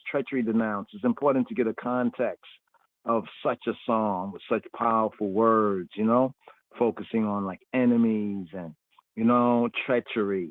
This is a prayer of one who is maliciously beset and betrayed by his friend. Now, this is another one of the Davidic psalms right here, right? Psalm 54, you know, the previous psalm is followed by this psalm, Psalm Nun Hey, Lamanat Iyah, Be Niginot, Lamanat Iyah, Bin Ginot, Maskil Le Dawi. Right here to the presenter, the inscription to the presenter, Manat Iyah, with the accompaniment of string instruments, Bin Ginot, Be Niginot, or Bin Ginot, Lamanat Iyah, Be Niginot, Lamanat Iyah, Bin Ginot, Maskil, a meditation to impart wisdom, you know, circumspection, sakal, maskil, lid Dawid of David, or in a sense for David, of David. Now, this is interesting right here. Today's daily psalm, also looking at the key titles that invoked within the court, you know, whether the Elohim, the Elohimic psalm, some would say, psalms of the Creator and judgment, or the Yahweh, you know, they say the Javeh, the Yahweh psalms. Now, just zooming in right here, right, the history of David's life, where it says, for how could the faithless bosom friend over whom the complaint concerning malicious foes here, as in Psalm 41, lingers with a special sadness. It's like a Hebrew blues right here. Be a mere abstract personage, since it has in the person of Yehuda Ishkariot, Judas Iscariot, its historical living antitype in the life and passion of the second Dawid. It says right here, the second David. So here it identifies the Old Testament Judas or Ishkariot. Interesting, Ish means man, Kariot is cities, Kariot. Ishkariot, the man of the cities, is none other than one named Ahitophel. He was the right hand of Absalom. Now remember, Absalom was, you know, Dawid, you know, how Melech, King David's son, right? So Psalm 55 belongs like Psalm 41 to the 4 years during the time that the rebellion of Absalom was forming, only to a somewhat later period when Absalom's party were so sure of their cause that they had no need to make any secret of it. You know, the secret scheming, but then when they got strong, they came out in public attack, right? How it came to pass that David left the beginnings and progressive steps of the rebellion of Absalom to take their course without bringing any other weapon to bear against it than the weapon of tefillah. So saying that King David could have used a lot of different weapons that he used on other enemies against his wayward son, his rebellious son Absalom. But his weapon here that he uses was tefillah, was prayer. Right? This goes into in Psalm 41. So there's more to like understand the importance and even bring out a more 3D, you know, a more 3D full reality of the psalm right here. But here, treachery denounced. So a man who had been betrayed by a close friend opens his heart in this psalm, today's daily psalm, the victim of base treachery.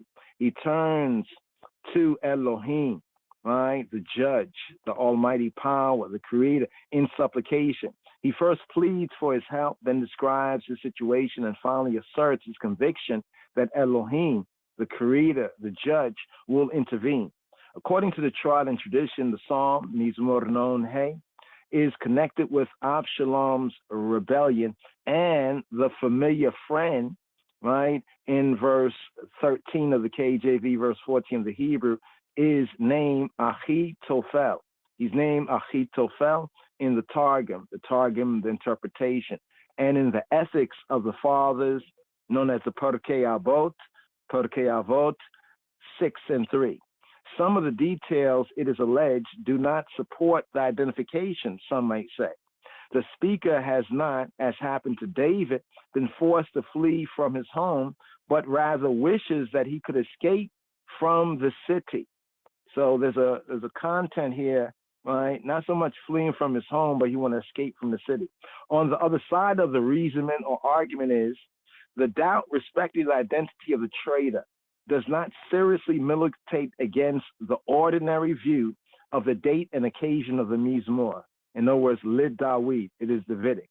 If we suppose that it belongs to the period immediately before the outburst of the conspiracy when David was still in Jerusalem, but seeing the treason growing daily bolder and already beginning to contemplate flight. So sometimes when you're reading the historical narrative, you might just think this one thing has happened sequentially like that. But the Psalms kind of bring out kind of like the mood and the attitude, you know what I mean? The spirit of it. So right here, let's pick up right here, today's daily Psalm according to the royal order. Here, let's get the Ale first. So we have verses 1 to 8, verses 1 to 8. Verses 1 to 8, Mizmor Non Hey, Nun Hey. Treachery denounced, a prayer, right? What does it say here again? Let's bring that out. It says in the commentary, it says up here, a prayer to tefillah of one who is maliciously beset and betrayed by his friend, So here to the chief musician on nigi notes, string instruments, nigi note, the harps, string instruments, nigi note, my skill, meditation, contemplation, right? Of David Lid David. Give ear to my prayer, O Elohim, and hide not thyself from my supplication. La menatziach, be a niginot, my skill Lid David. Hazina Elohim tefilati, wa ala tit alama mita chinati.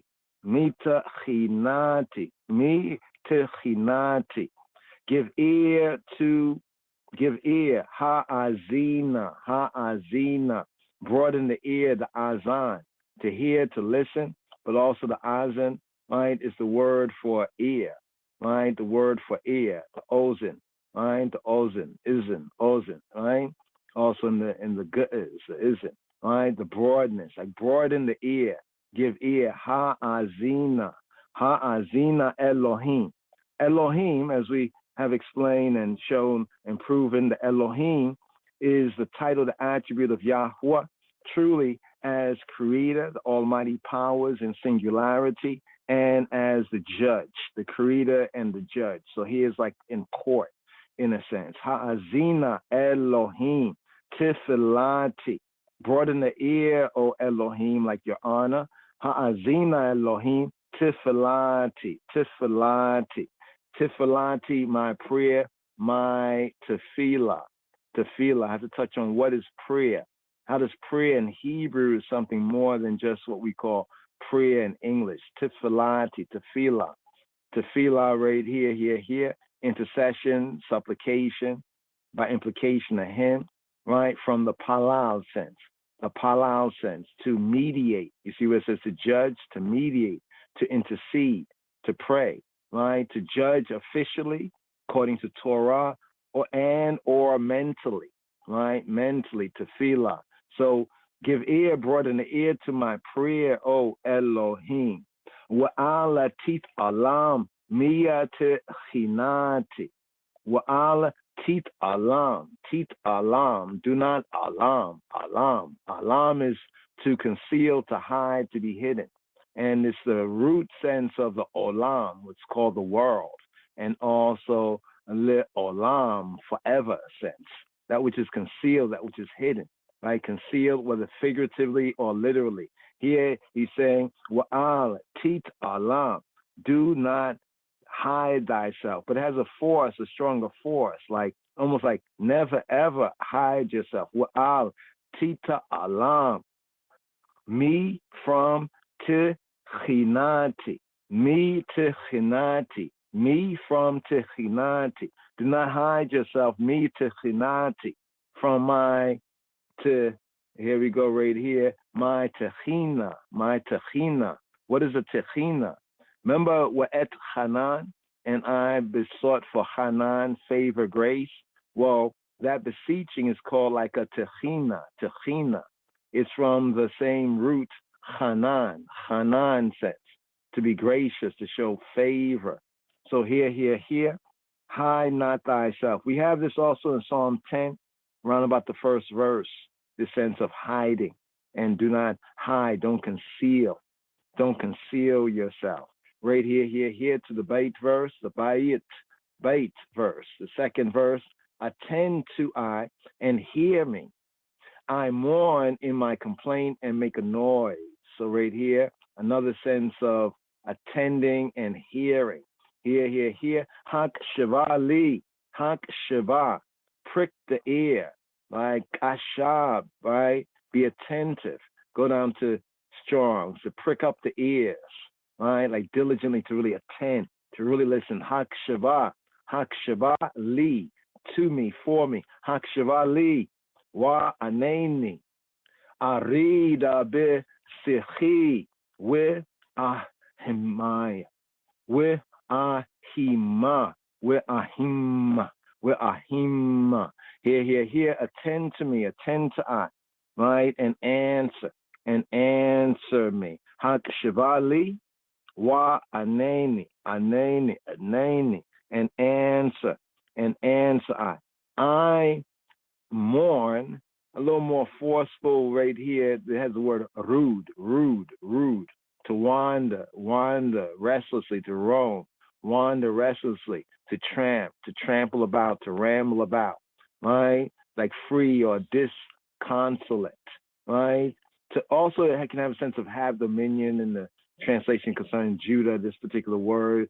Judah rules, Judah wanders. People debate what that means, but this has a sense of mourning, right? This has a sense of really mourning in a sense, like wandering, being distraught, right? The Hebrew here, right, verb, biblical Hebrew verb, it describes the restlessness of the mind, the rude. So here he says, arid, I am distraught, I mourn, I'm distraught, arid, bisichi, in my sichi, my siyach, my complaint, sichi, bisichi, with ahima, and I will moan, right? And I will moan. I make a noise is to moan. So we have this word right here, the hum, like hum, right? To be distracted, distraught, right? Stirred up, right? Disquieted, right? To make an uproar, agitate greatly, right? To be agitated greatly, but literally that make a noise is to hum, right? To make a noise like to hum. You know, like somebody going through something and then, you see what it said, to be distracted, to murmur, to roar, right? They're making that because they are discomforted. So what do we have right here? Attend to eye and answer eye. Prick up the ear, be really attentive to eye, right? I am distraught in my complaint, in my siyah, my meditation, my musing, my complaint, bring it down here, a contemplation. This here comes from siyah, right? That was the noun, siyah, right? Here is the verb, to meditate, to muse, right? It can mean to talk, to sing, to ponder. But this is the word to converse with oneself, right? So when it says complaint, is like a versing with oneself, right? A conversation with oneself. Be-si-chi. I read be-si-chi, right? I'm going back and forth in my my conversation with myself. I read a bit, right? And it's distressing. Where ahima, and I hum with ahima. Here, distraught. Once again, to that word distraught, right? The restlessness of the mind and body that makes it impossible for him to maintain silence. His agitation must find an outlet in sound, as with one who moans in physical pain. Thus, ahima, I will hum, I will murmur, I will moan, right here, Hebraically speaking. Here to the Gimel verse. Let's hit that right there. The Gimel verse, the third verse right here. The Gimel verse. Because of the voice of the enemy, because of the downpression of the wicked, for they cast iniquity upon me, upon I, and in wrath they hate I, because of the voice of the enemy. Mikol Oyeb, Mipnei Akat, Rasha, Ki Yamitu Alai Aven, Ua Ve'af Yisatemuni, U Be'af Yisatemuni. Here, the voice of the enemy, that which slanders and threatens him. Mikol Oyeb, the voice of the Oyeb, of the hater, the voice of the hater, right? The voice of the hater. KJV here says, because of the oppression of the wicked, because of, here has the word panim for face, right? In the Hebrew, this is brought out as mipnei, from the face of, mipnei akat, because of the akat, right? The aka, right? The oppression, the pressure, akat, the oppression of, the akat, rasha, of the defiant of the wicked one, the down pressure, the constraint of the wicked one. Now, this word akat, right? Akat, here the root word akah, right? Akat is like the oppression of, so sometimes to follow akat, rasha. Here just aka, down pressure, right? The real Hebrew word, it conveys the idea of crushing pressure, right? When it says here that they cast iniquity, they cast mischief, awen, or awain, right? Avain, right? Avain, exertion, panting, right? You know, like doing a lot of effort for like nothing. They cast mischief. This is that mischief. They cast mischief upon me. They cast mischief upon I. Ki yamitu alai awen. Ki yamitu alai aven, right? Yamitu, they mote, right? Cast, dislodge. It has an interesting sense. You know, they're casting, the intention is to cause to totter, to slip, to fall, right? They heap one evil plan after another upon him. Just adding more burden, as it were. But here, the Dalet, the fourth verse right here. My heart is sore pain within me. The terrors of death are fallen upon I. The terrors of death are fallen upon I. Right? There was one other part. Let's see that last verse right there. Just that last verse where it says, and in wrath, be'af, in wrath, nostril, nose, face, because af can also be anger, rapid breathing, the rapid breathing and passion. In anger do they yistamuni from Satan. Sound like Satan, yistamuni. They are like my Satans. It brings our sense they are like my Satan. They lurk, they persecute, right? Oppose, right? Right there, they're there. So here, Dalet verse right here, right? My heart is sore pained within me, and the terrors of death are fallen upon I. Libi yachil bik erbi. Libi, my heart, yachil is sore pain. Yachil in the Hebrew has a sense of to rise from chul and chil, the root words chul to twist, chil to rise, right, to twist and turn, right, to be pained. Interesting right here. This word also sometimes is like if a woman in travail, the twisting, the turning, the moving in that pain. Also the twisting, the spiral movement, the circular movement, rising. You see what it says, like rising in pain, to rise in pain. So he says his heart, right, is sore pain. His heart rise, Yachil, libi, Yachil, big kurbi, right? Kereb is like the midst, like say in the midst. And also this has a sense of the seed of the thought, the emotion, right? In the midst. The terrors of death, here to the expression, we're amot mavet, ve'emot mavet, we're amot mawet. We're amot. What are the amot? The Ama is terror and dread, right? It's like fright. It's like fright in that sense. It's like fright. From ayom, like dreadful, frightful, So here is like the frightening of mawet, of death, of dying, of death by violence, are fallen,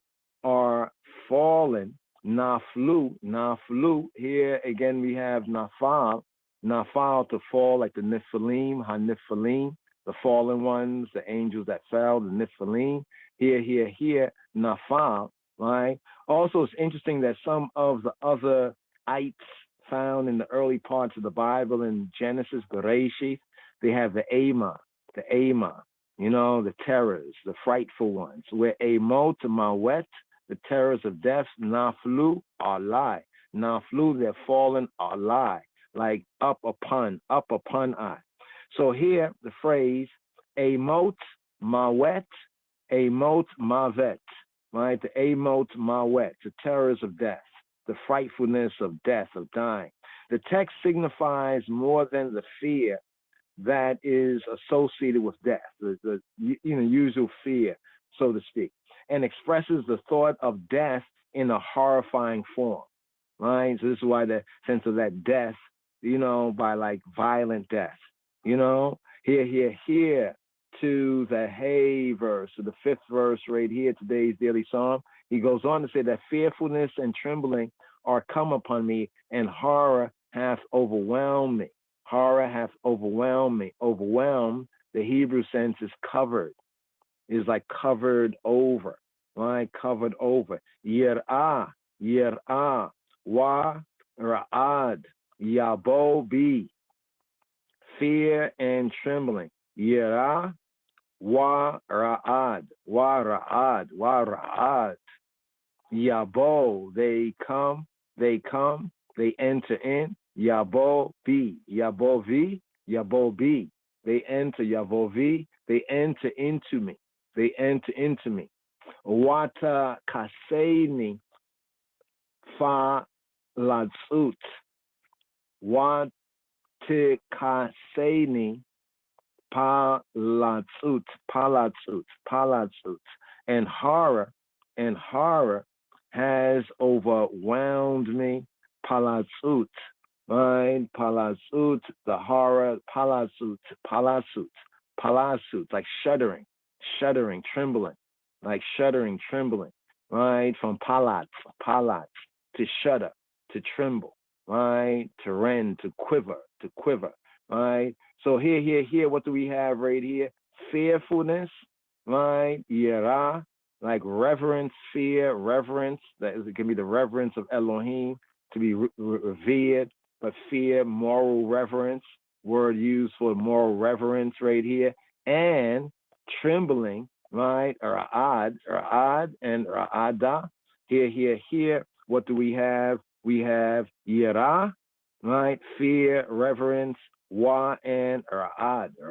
What is ra'ad? Ra'ad is trembling, right? To shudder, to tremble, to shudder. Ra'ad, to quake and quaking. Right? And quaking, yabo would mean like to enter. Yavo B. They enter B into ani. Yabo B, be'ani, like B, the shortening of be'ani, into I. It enters into I, comes into I. They enter into me, yabo B. They take possession of me. Horror hath overwhelmed me. Watikaseni. Palatsut, horror, right? Horror hath overwhelmed me. Now, some in the same language here, right, as we have in Ezekiel, Ezekiel chapter 8, Ezekiel chapter 7, my bad. Ezekiel chapter 7, verse 18. This is like the same language that we have right here from Yechezkel, right here. So overwhelm more better, kasa, tikaseni. It's like saying in horror, literally in horror, she has covered me. It says horror, she has covered me. Tikaseni, she kasas ani. She covers, she conceals, she covers me over. But the covering over is like almost like the sense of being overwhelmed, right? So here, to the sixth, the Vav, the wow verse right here, the sixth verse, this verse here, right? And I said, now after all of that being said, he says, and I said, right? And I said, oh, that I had wings like a dove. But then, would I fly away and be at rest? Oh, that I had wings like a dove. Wow, mar, miyatain li eber kayona, eber kayona, or ever kayona, wings like ka, right? Yona like Jonah, wings like a dove. Wamar, and I said, Omar, Wa and Omar, I said, me, who, Yitain li, who will give to me, Yitain li, who will give to me, Ever Kayona, wings like a dove, Aufa, I will fly, like I would fly, the sense is like, then I would fly, Aufa, then I would fly, Aufa, with an eshkona, and I will shakan, I will be at rest. Eshkona, aufa, with eshkona. Here, Walmar. And I said, who would give to me? Me yatain li. This is a sense brought out in translation, oh that I had, but literally in the Hebrew, me yatain li. Right? Natan, who would give, right? Me yatain li, right? Who would give? Eber, wings, pinions. Eber, right? Who would give to me like pinions or wings. Ever Kayona, Ka-Yona, like the Yona, like the pigeon. Jonah the pigeon, right? Jonah the dove, right? Right? Ever Kayona. Aufa. Then I would fly away. Oof. There it is. Oof. Ufa. I will fly. Ufa. To fly about, to hover, right? Like the jet out of there. Ufa. Where? Eshkona. And I was shakan. I would settle down. Shakan. Same in like the Shekinah sense. Eshkona. Right? Here, dove. Let's touch on dove. The dove in the Hebrew is the Yonah. The Jonah. The dove, also the pigeon dove.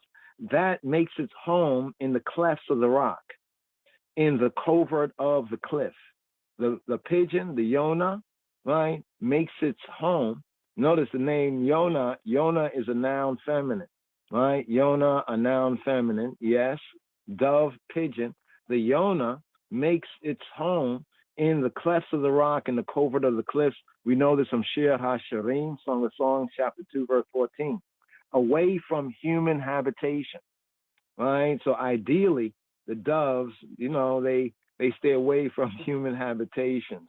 Smart, right? And be at rest, right? Eshkona.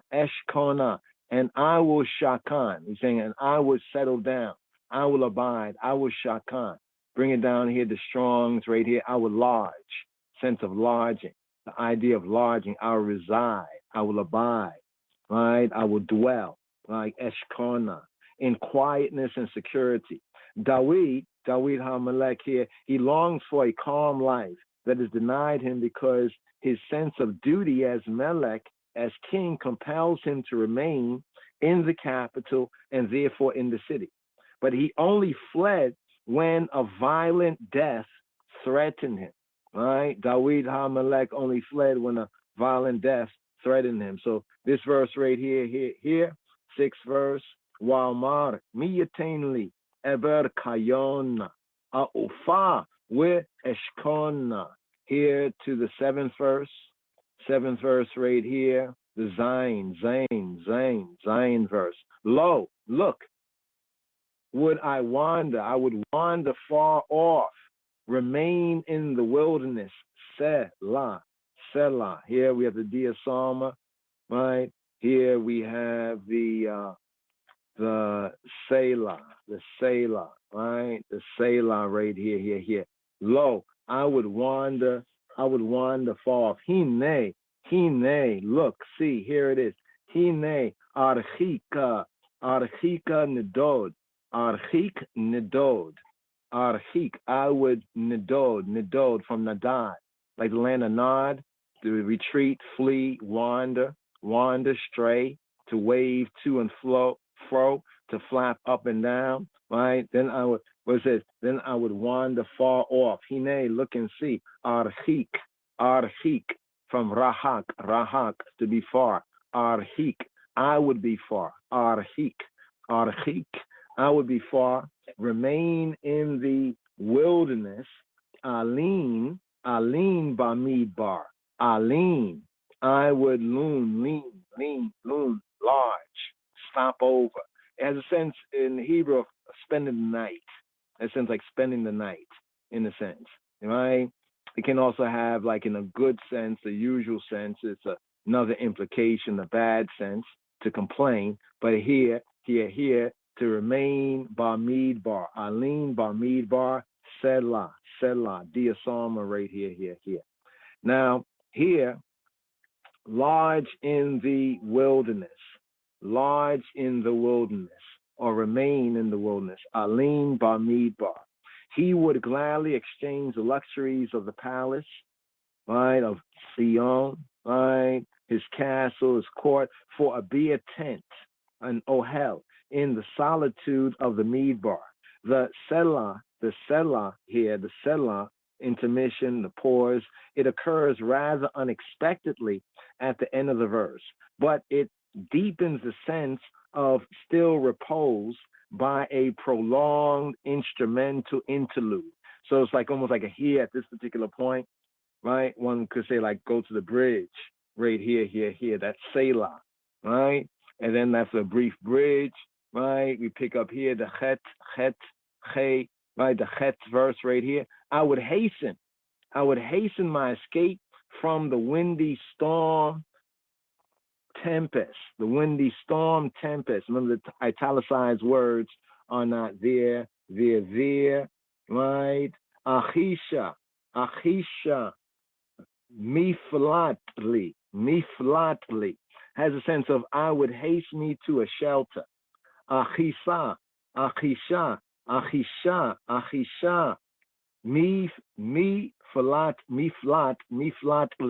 miflatli. Hasten right here to chush, to hasten. When he says achisha, I will chush, I would hasten. Achisha, miflat, right? Miflat. Here's the miflat right here. Miflat is escape, a place of escape. I would hasten, I would hurry, place of escape, right? I would hurry to say my escape, right? From the what? From the windy storm, right? The windy storm, miflat, escape for me, right? Windy storm, may ruach, so'ah, mi sa'ar, mi sa'ar.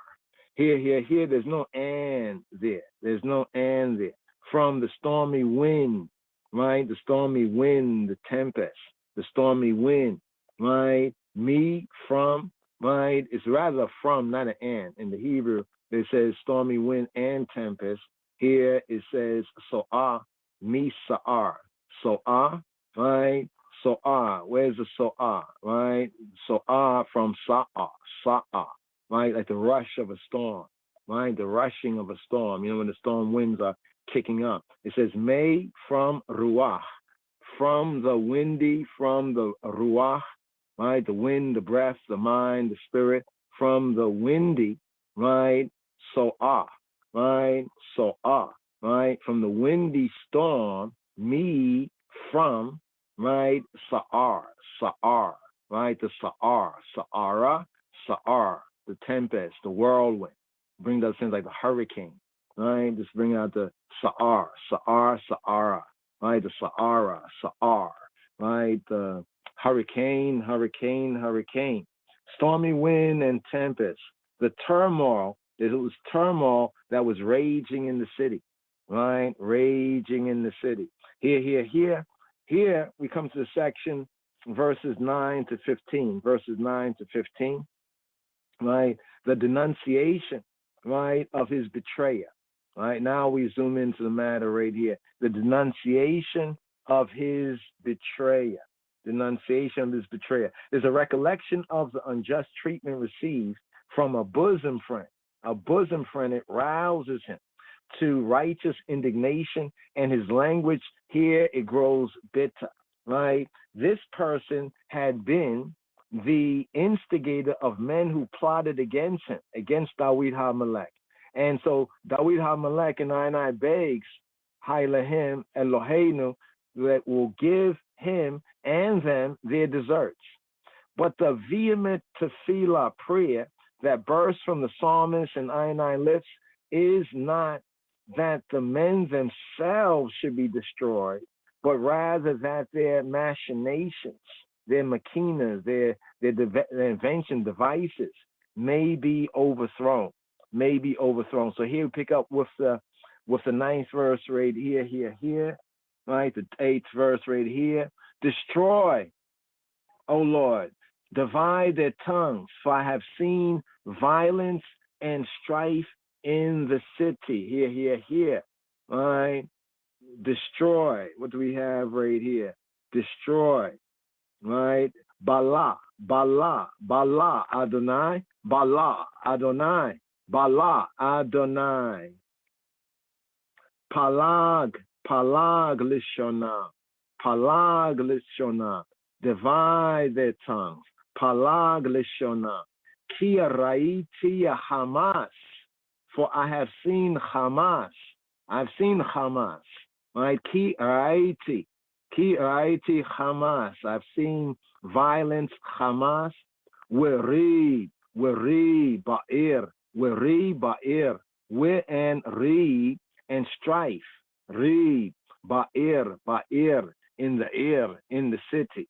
So here, Bala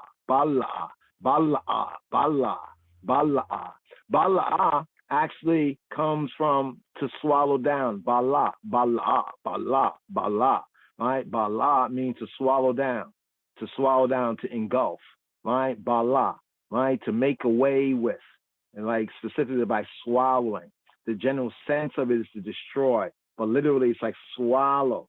Bala, Adonai, swallow, destroy, right? But the Hebrew sense actually is related to Balal, like in like Babylon, Babal, the sense of confusing. He may have had in mind the story of Bab-El, right, or Babal, right, and asked that Elohim should break up their unity by dividing their councils. Bala Adonai, right?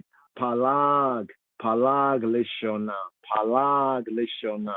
Palag, divide, split, right? Split their councils, literally and figuratively, split them, right? Break up their unity by dividing their councils, and so destroy, right? So destroy or throw them into confusion, right? Destroy their plan. And then he says what he has witnessed. Ki for Raiti. I have Ra'ah. I've seen Ki Raiti. I've seen Hamas. Hamas is violence, wrong, cruelty, injustice. Hamas. I've seen violence, wrong. Unjust gain is Hamas.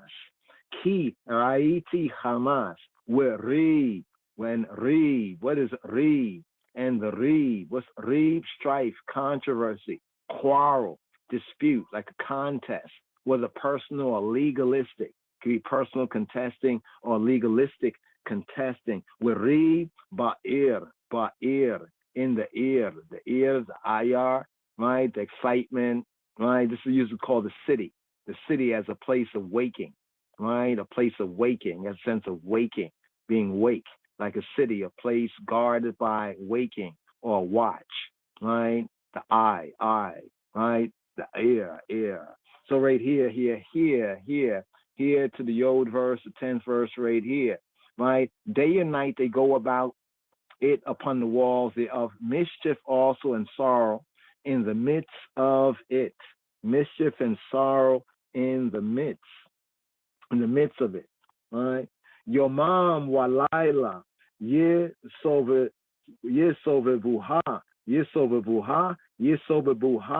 al homoteha. Day and night they go about her upon the walls of her, right? Yomam walayla yesovebuha ala homoteha. The ha there, right? Her. Iniquity also and mischief are in the midst of her. Where aven, awen, where amal, bikirbaha are in the midst, the kareb of ha, right? Bikirbaha, right? In the midst of her. What do we have here? They go about. Yomam wa Laila, like days, daily, wa and Laila, yesovabuha. They encircle, go about, like a watchman. But they are constantly on the alert to accomplish their evil designs and hurtful, harmful plans. According to another Targum interpretation, the subject of the verb is the violence and the strife. So others see this that from the previous verse, them going around. What is going around? What is going around is the Hamas Weri. Hamas Weri. The violence and the strife and the quarrel is going round and round and round. Then it says mischief and sorrow. the mischief and the sorrow, the aven and the amal, right? Mischief, the aven, avain, right? The panting, the exerting in vain, right? And the sorrow, the amal, the toil, the labor, right? Bringing out more of the sorrow in the sense of the toil, the labor, biqrbah, in her. Yod Aleph, here, the 11th verse right here. Wickedness is in the midst thereof. Deceit and guile depart not from her streets. Now they bring out all the its thereof. Now they say her streets. But yes. Here, havot, or havot, like havoc. Havota biqrbah, in Qarbah, in her midst. Willow Yamish, not departing, May Rechobah, not departing from her Rechob, her streets, like her street, Rechobah, May Rehoba, talk, mirma. What is this? Talk, mirma. So we have talk, injury, talk, right? Talk, fraud, deceit, talk, like cutting to pieces, talk, right? To bring out that sense of the deceit and the mirma, this, the deceit, the treachery, deceit and treachery. Now the hawot, right? The wickedness is actually like destructions, hawot, right? The hava, right? Desire in a bad sense, the chasm, figurative of destruction, right? Havot, destructions. As we had in Psalm 52, roundabout verse 3, verse 4. Perhaps this is the havoc, as we have in the English. Havot, the havocs. Best reproduces the meaning in English of the Hebrew havot, the havocs, havot, the havocs. Her broad place, her streets right here, the Rechob, what is Rechob? It's like a broad or open place, like a plaza, right? Because of width, like the avenue is on the Ave, right? Is in her avenues, right? Velo Yamish, right? And not departing, Velo Yamish, May Rechobah, not departing from her Ave. The public square where civic business, where the business.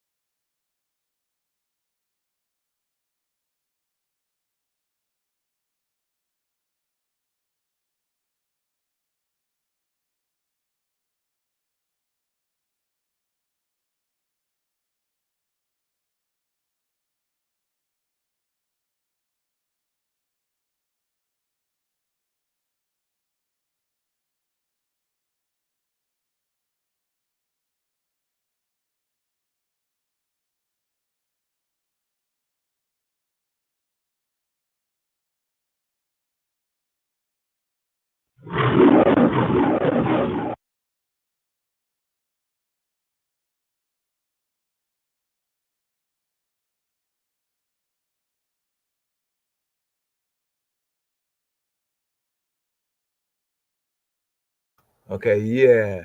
Yes. Greetings. Yeah. Okay. So we're gonna close this down right here. It's a little bit early, but well, we still have a little bit more right here. Yeah. Yes. So here. Okay, where were we? Where were we? Okay, so here we're at, which verse are we at right here? So here we're at the 12th verse. 12th verse right here. This 12th verse right here. For it was not an enemy. Ki lo oyeb, right? It was not an enemy. Ki for lo, not oyeb. It was not an hater. Ye harfeini. That reproach, that taunted, right? Blaspheme, that taunted, upbraided. A sense of taunting is brought out in this word right here. That try to expose or defame. ye harfeini, we esa, we esa, we esa. So he said, we esa, let me bring that out. We esa, then I could have borne it. I could have nasa. I could have lifted it. I could have borne it. You know, the sense of I could have borne with that right there, if that was, if that was the case, right? He says, neither was it he, neither he that hated me, right, did magnify against me, at least that open hatred. He says, lo misani, and not one who hated me, are lie against I, Higadil. Oh, you got the Higadil right there. Higadil. Where's Higadil? Higadil, that Gadal, that bigged up himself, right? That magnified or bigged up himself from the Gadal sense right here. Grew big, right? Or bigged up himself against me. He says, then I would have hid. He says, then I would have hid myself from him. With a satir, I would have hidden, satarred myself. I would have hidden myself. With a satir, mimenu, from him. So what do we have here? The main verse right here is that it was not an enemy, right? Kilo, right? For not oyev, kilo oyev, right? Kilo oyev. It was not an enemy. In this and the next verses, the tenses should be changed to the present. He heaps his reproaches upon an individual who is the prime instigator, and to make matters far worse, this was a trusted and an intimate friend. So what Dawid is bringing out, that this wasn't just any old body, right? This was somebody who was trusted and intimate. So therefore, within the narrative, many see this as being the Achitophel, right? Achitophel. When you look into the narrative of what happened with Absalom, and then David had a close counselor, one who he took counsel together, and he goes into all of that right there. He basically defects from, you could say, the father, right? And he takes sides, he takes sides of the son, right here. So this is who he's speaking about right here, this friend. He goes on in the Yod Gimel verse, the 13th verse, to bring out more of a description, as though talking directly to him, right? He says, but thou, right? But thou, or more in the Hebrew sense, with ata, and the I. It doesn't say but like and the I, right? Then I would have hid myself, right? And the I, and you, right? With ata enosh ka erki. Wa'ata, and the I, a man, right? The Enosh, mortal man, Enosh, right? And the I, mortal man, Wa'ata Enosh, like Erki, like Erek, like my order, like almost like on my level. It's like bringing out like on my level, on my valuation, on my role, right? On my level, my estimate, to say to my equal. Erek, right? Ereki, my equal, right? Alufi. Alufi here is brought out as my guide. Aluf, right? A friend, an intimate. Also, with the chiefs of Edom, they were like chiefs, right? The dukes, right? But it can mean in the Hebrew sense also a friend, an intimate, a friend, aluf, from alaf, to learn, right? Because it is said that Achitophel was a scholar of Torah, right? Interestingly enough, it was said that dog who had betrayed, he also knew Torah. So we get to learn that it's not just knowledge of Torah, but it's like walking it out. Not how much more Torah we know, but how much more we can live. We'atai no shaka erki alufi u'ameyudai miyudai, right? Miyudai, and my acquaintance, my yada here, right? That's the verb, right? They don't bring out the noun sense of may you die, may you die, may you die, may you die, right? May you die. Here he says may you die, may you die. You know, my friend, you know, my close acquaintance, one who know me, you know me, homie, on that particular level. So mine equal, arki, right? The erek sense, the arki, right? My equal, like my valuation, like on my level of equal status, right? Of equal status. When he says my guide, a more better bringing out of the aloof is like my companion, you know, my close companion, right, with whom I constantly associated, right? So he's giving out the description right here, the Yod Dalet verse, to get a better description here. He says, we took sweet counsel together, and walked to the house of Elohim in company. We took sweet counsel together. Or in the Hebrew sense, you know, who sweeten counsel. You know, like you have a brethren and reason good is like one who sweeten counsel. Right here. Here we have, here we go right here, this verse here. It says, Asher, one who, right, one who Yachdal, together, namtik, right? Namtik, right? Namtik from matak, to become sweet or pleasant. You know, like one you have pleasant reasoning with. Pleasant, right? Sweet. Matak. Here it says namtik, right? You know, almost like, in a sense, like, you know, we were pleasant to one another. Namtik sod. The sod there is council assembly. It's like a familiar friend, you know, a familiar friends, a circle of familiar friends, a close friend, right here. Beit Elohim ne halek, we walked, we halaked, we tried it, right? Ne halek, we walked. Ragesh, we walked in the company, right? The Ragesh or Regesh, Riksha. This is an interesting word here because, like in Hebrew, as we follow Hebrew, this also has a kind of idea of like emotion, right? This word here in modern Hebrew is used for emotion, right? Regesh. But be that as it may, what do we have here? Sweet counsel together.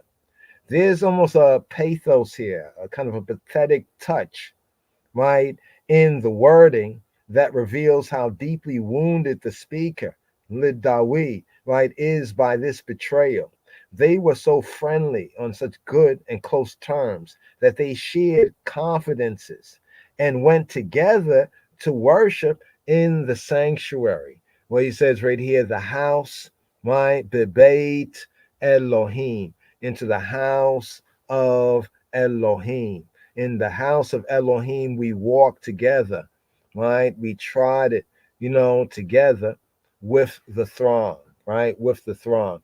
Right here, bringing it forward right here to the 8th Vav, 15th verse right here. Now, here we have a kere, right, and a katib, right? The kere, yeshimot, yashi mawet. Okay, right there. Here it says, make death, or let death seize upon them. Make them go down quick into hell for wickedness in their dwellings among them. Wickedness in their dwellings among them. Hell, they say, or the grave. Do they know what they're talking about? This is Sheol. Sheol is like the underworld, the place of the dead, right? The underworld. It's like the duat, like the Hades, or, you know, like the underworld, like even the ancient Mitzrayim, they had their ideas of the underworld. Well, you know, even the Hebrews had this sense of the underworld, right? Like, it's like hell. Like when people say like, yo, I was in hell, right? It's a kind of a Sheol there, but there's a Sheol for the soul. Right, so here's what Dawid is saying right here. He says, let death, right? Let death seize upon them. Does it bring out the Hebrew, right? Yeshimot, alemo, yeshimo, alemo, or yeshi mawet, alemo. Yerdu a Sheol. Let them descend into Sheol Chaim. Let them descend into Sheol, the underworld Chaim, living, like living. Right? When it says quick, right, it's Chai. Chai means life, living. It's not like let them go to hell quick fast. No, it's not saying that. It says let them go to hell living. Let them go to Sheol living. Like Yerdu, let them descend. Yerdu Sheol Chaim. Right? Ki Ra'ot for wickedness is for Ra'ah in the plural sense, evils. Ki Ra'ot, right? Be Miguram in their place they magor, right? In their dwellings, in their sojournings, in their lodging. Be Kirbam, in the midst of them, in the Kereb, in the midst of them. What do we have right here? A more better bringing out this verse, right, from the Hebrew, right, the Yeshi Maveta Alemo, Yeshi Mawet Alemo, the Ketib, the Kere sense is that may he send death stealthily. Almost like may death, Yeshi, may death like deceive them in a sense, seduce them, right, in a sense. That's a sense of stealthily, right, stealthily upon them, as they had done to others, right, may death stealthily, like almost like privily. Now, this is the traditional reading of the two words. In some manuscripts, these two words, the kere, this is what we're showing right here, just to show one, the kere and the keti, right? The first one is what is written, but sometimes what is written, it seems like, what is there a letter missing or something? Because this could say something else, right? Yeshi Mawet, Yeshimot, right? Or Yashi Mawet, Yashi Mavet. And if it's Yashi Mawet, may he incite death against them, right? May he incite death against them. But the traditional reading of the two words in the Ketib, what is written, Yeshimot, right, is may desolations, because Yeshimot come from Yasham. Yasham is like desolations. So Yeshimot would mean may desolations be upon them. But when we read these words, as they may be read in Hebrew as two words, Yashi Mawet, it's like may he incite death. May he like send death sneakily or secretly upon them. But it can have a sense. Let me show you right here. You can see the word seize, Nasha. So now here's your Nasha, not Nasa, but Nasha. It's not NASA that means to deceive, it's Nasha, right? The organization NASA, they may deceive, but Nasha is the Hebrew here, right? And then this word, Yeshima, right? Desolations. Yeshimot, to say desolations, or Yeshimawet, may he incite death against them, to deceive. May death seize upon them, almost like to deceive them, right? As they had done to others. And then it says to go down alive. Yerdu Sheol, to Sheol Hayim. Yerdu Sheol Hayim. Yerdu Sheol Hayim. As has happened to Korah. Remember Korah in the Torah portion, the Korah, his confederates, Datan, Abiram, in Numbers chapter 16, verse 30. Sudden death and complete destruction is what is desired. Not in a spirit of cruelty, however, as an assured mark of the divine visitation, as Moshe even prayed. Remember, before all that got to that point, Moshe is trying to bid them come, like make a reason, but they were set on it. And when it says that wickedness, ra'ot, wickedness, ratchetness, like evils, hurtful, harmful, bad things, right, is in Miguram, right, is in their dwelling place. Be Megoram, be Kerbam. Among them is within them. The Kereb, as we mentioned before, the Kereb is like within, the inner part. So it says it's in their dwellings where they dwell, but it's also in them. Big Kerbam, right? There is no and. There is no and in the Hebrew there, right? This either means within them or in their midst. But notice it's already saying it's in the Megoram, where they dwell, their dwellings. Be Megoram, then it says be Karbam, right? And also in their midst, right? They live in an atmosphere of rara, an atmosphere of evil.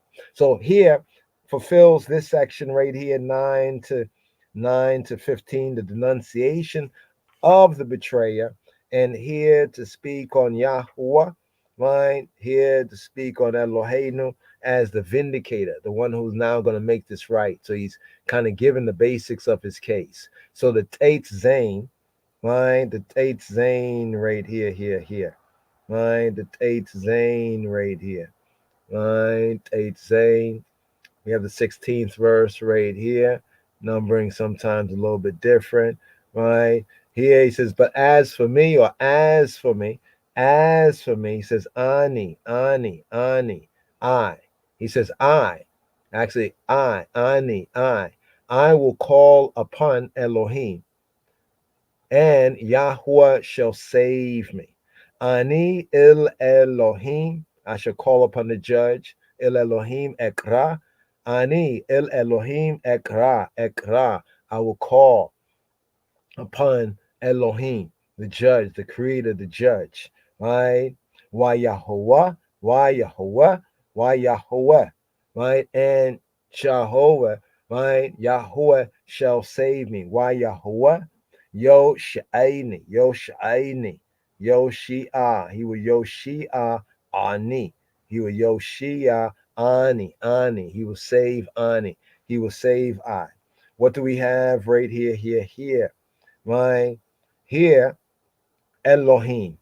Here is speaking of the deity, right? Or the divinity, right? Of Yahweh as the judge. This is why it's an Elohim song. This is why Elohim appears in these ways, right? Not because of these false theories that people be talking about, about the J manuscript and this manuscript. No, because there's certain usages of Hebrew, to emphasize some things. So you can see right here now, speaking of Yahweh, he's in the first part where he's making his case, he's like saying, Your Honor, Elohim, right? Here he says that he will call upon Your Honor. I will call upon Elohim. And he who be Yahweh shall Yeshua Ani, well, Yoshi'ai Ni. He will save me. Now here, when we have Yahweh, in this verse, we have Elohim and Yahweh. Study the usage right here in the sense of the Elohim, right?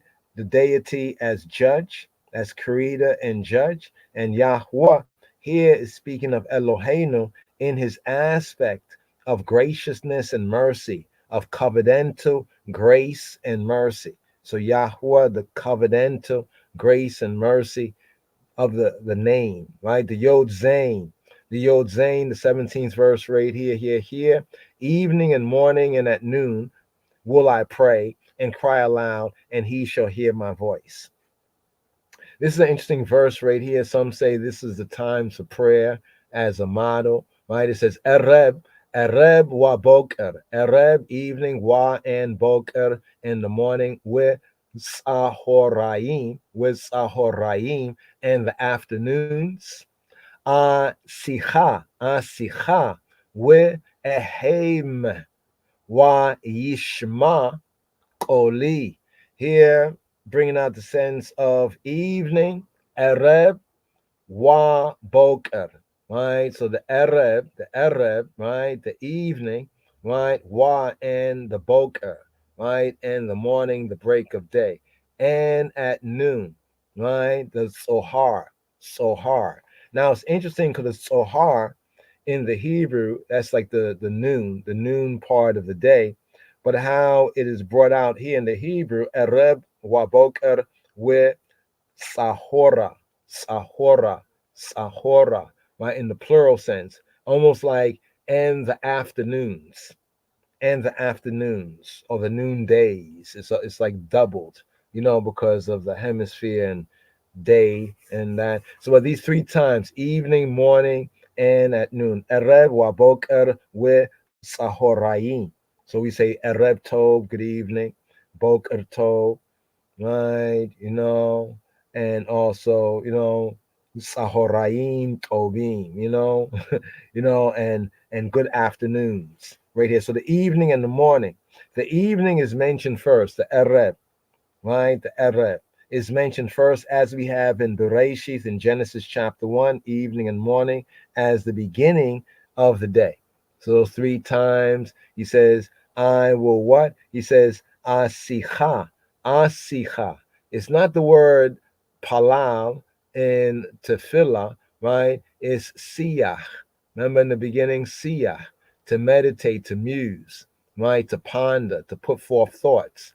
Also, it's to ponder, right? The implications to converse with oneself. Siyach, siyach, and hence allow. At these 3 times, he says, Erev, at the Erev, Asicha, right? Waboker, Asicha, with Sahoraim, Asicha, with Ehem, and I would cry aloud. It's the Hama, Hama.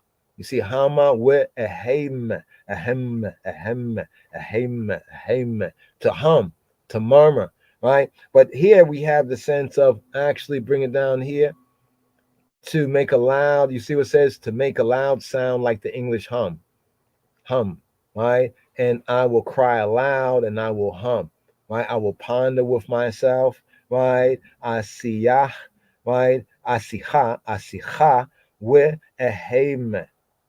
Yishma, and he shall shama, he shall hear. Yishma, he will hear. Yishma, and he will shama koli, he will shama my call, my voice, my word, my sound. Here, some bring this out as I will complain, right? Instead of cry aloud, I will complain, right? A hema from hamma, right? And moan. Now, repeating the words of verse 2, right? He will pray incessantly, right? And converse with himself until he receives response, me Elohim, from the judge, from Eloheinu. He has heard, Yishma. This is like the prophetic perfect of this, Yishma sense, is that he hears because he has already heard sense, and he has heard my voice. The Yod Chet right here.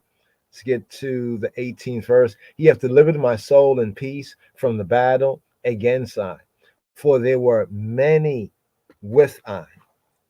Interesting reading right there.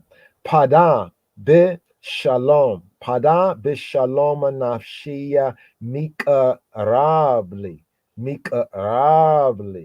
Ki be rabim hayua imadi. Here, many with imadi. Imadi, like imanu, right? With us, imadi, like with me. So he has redeemed. This word here says delivered, but actually in the Hebrew is pada, right? Pada right here is to ransom, to redeem, right? Pada biz shalom. He has redeemed in peace. Nafshi, my soul, my psyche, she, right? He has ransomed, released, preserved. The sense of redeemed is the word. Pada bit shalom nafshi mikrab, right? Mikrab li. Now, the KJV here says, in peace from the Karab, like Krav Maga, Krav, right, can mean war, battle, Karab, like a sense of drawing near, right, Karab, to encounter, from the Arab sense, to come near. But also, right, in Hebrew, this can be used in Aramaic, Karab, like for war, for battle. So there's 2 possible translations of this from the Hebrew, actually embedded in the Hebrew. He has redeemed my soul in peace, right? So that none came near me, none came nigh me, none could come near me. Mikrab li. Parab is shalom nashi, mikrab li. He hath redeemed my soul Bishalom and shalom, so that none came nigh, karab li, came nigh to me, right? Or he hath delivered my soul in peace from the battle, right? Notice that the words that was is not there. And then the word against me as well. Let me look at the Hebrew here. The word against me doesn't have nothing there. It's li, for me or to me, right? For me or to me. For there were many, he says, there were many with me. Ki, for, bi, rabim, bi, rabim, like nuff ones, rabim, right? He says, ki, bi, rabim, for enough, in many ones, hayu, they be, right? Imadi, they be with me. For many ones were with me. Some bring this out as, for there they were many that strove with me, that were on my side, like when David had left at the time of the Absalom revolt. Kia bit rabim hayu imadi, they were with me. Redeem, likewise the prophetic perfect. Pada, right? He hath redeemed, but he redeems. He already has redeemed. Came nigh to me, or the battle, right? The battle for me, right? Or euphemistically against me, to accomplish their evil intents. That strove is not there, like against me is not there, right? Within the Hebrew. Some say they understand this from the context, right? But from the context right here, there were many ones on my side. So he was not totally forsaken even by men and people, but there was his son, Absalom, and one of his good friends, Ahithophel, that had switched sides and become, you could say, like a Yehuda Ishkariot, a Judas Iscariot to Dawid HaMelech. But right here, right, to the 19th verse right here. Here we're at the Yod 8th verse. He says here that Elohim, or El here he says El, the Almighty, El shall hear and afflict them, even he that abideth of old, Selah, because they have no changes. Therefore they fear, they reverence not Elohim. Here, because, or with whom also there be no changes. With whom there be no changes, right? Yet they fear not. Therefore they don't fear, they don't reverence. There's no changes. Here. El shall hear. Yishma,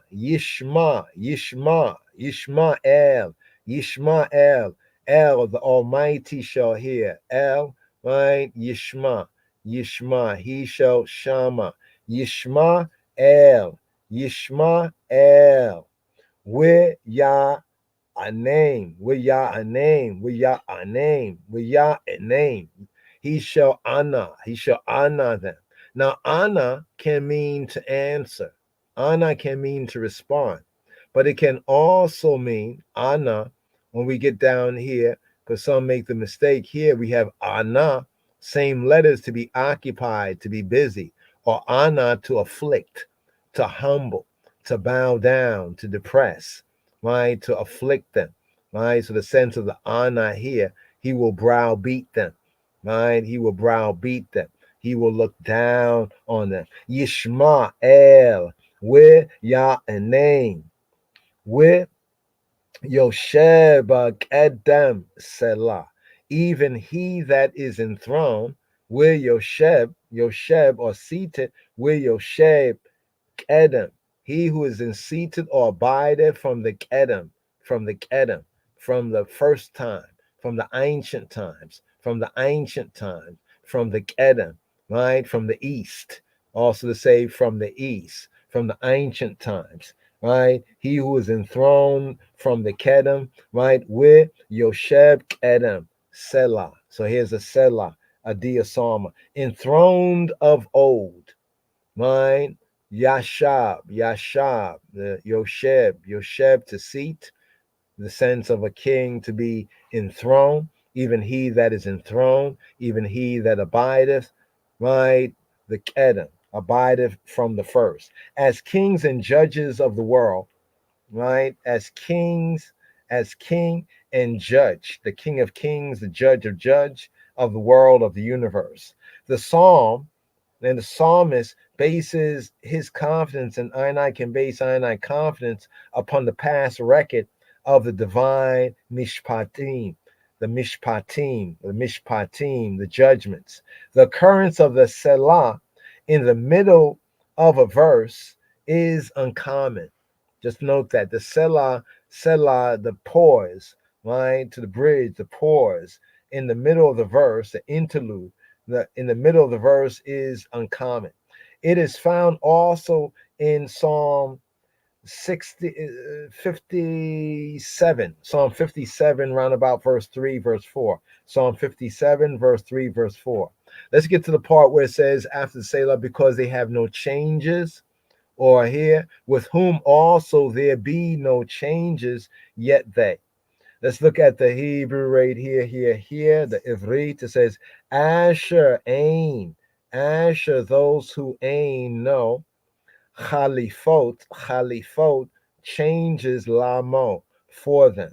Asher Ain Chalifota Lamo, those who know changes for them, right? With lo, Yaru, they do not reverence. With lo, not lo, Yaru, they don't reverence, respect Elohim. With lo, Yaru, Elohim, they don't reverence Elohim. They don't reverence the Creator, Eloheinu. They don't reverence Elohim.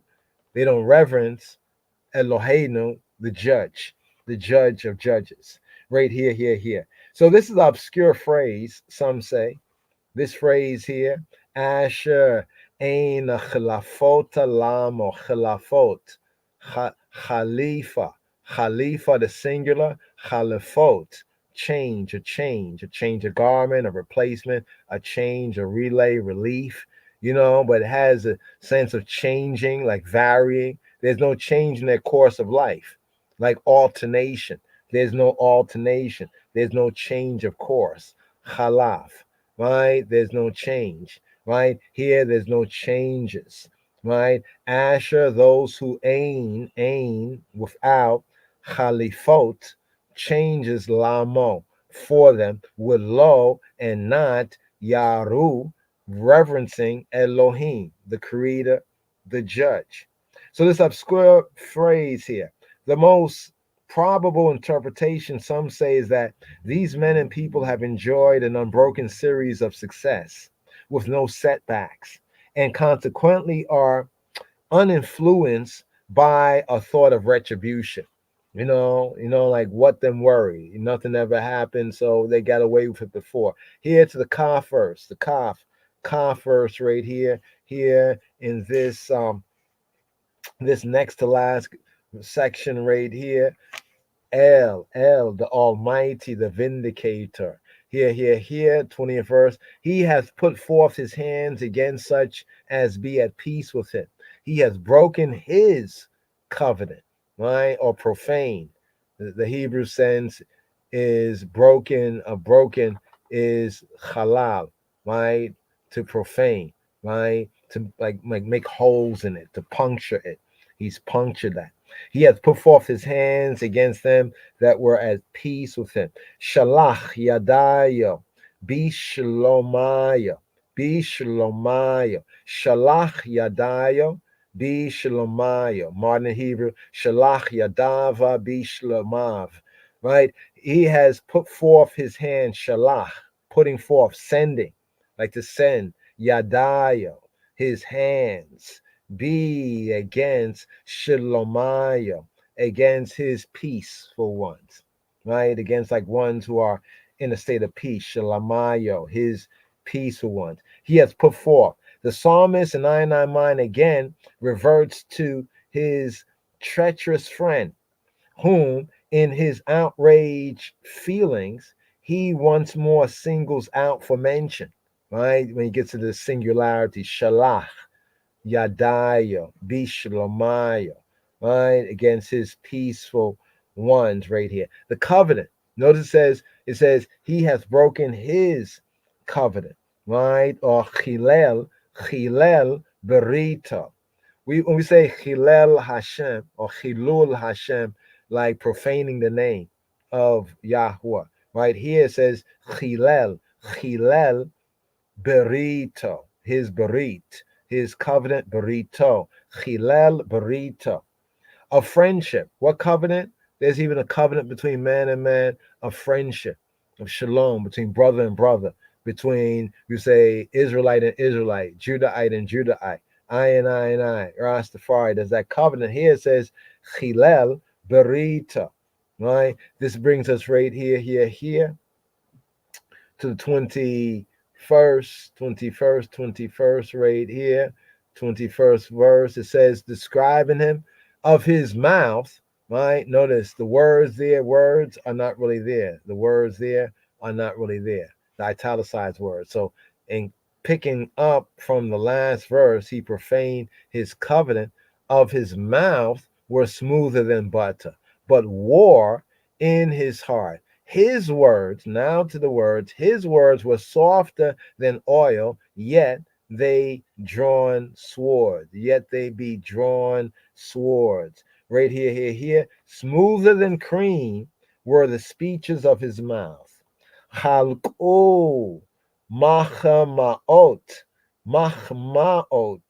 fio. U karob libo. Karob libo. Where we at right here? Ukarab libo. Ukarab libo raku. Debarayo mi shemen. Wehema fitichot. Wehema and they fitichot were open, and they were open.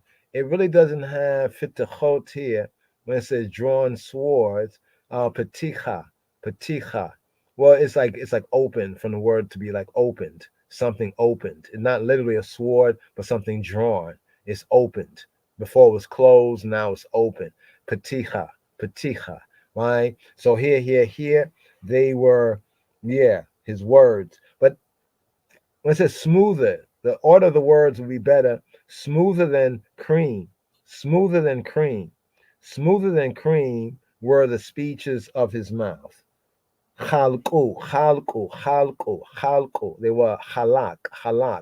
Halak in one meaning is to divide, to share, spoil. But let's get to the root right here. The halak means to be smooth. The implication is like the smooth stones that were used for lots, right? In order to appoint the lot, they use stones, like they basically like almost like the roll of the dice to portion. So these stones were smooth. So this is where halak can mean to divide, like inheritance or lot, because of the stones that were smooth. So here halak also means to be smooth. So here it's saying chalku. They were smooth. Mahmaot. Right? They were smooth. Mahma'a. The mahma'a is like curd, like smooth. It can be hypocriticalness, words of flattery. Mahama, like buttery, right? So that's buttery in the literal sense, like buttery, but on the figurative sense, it's like flattery. So here we have in the singular sense, mahama.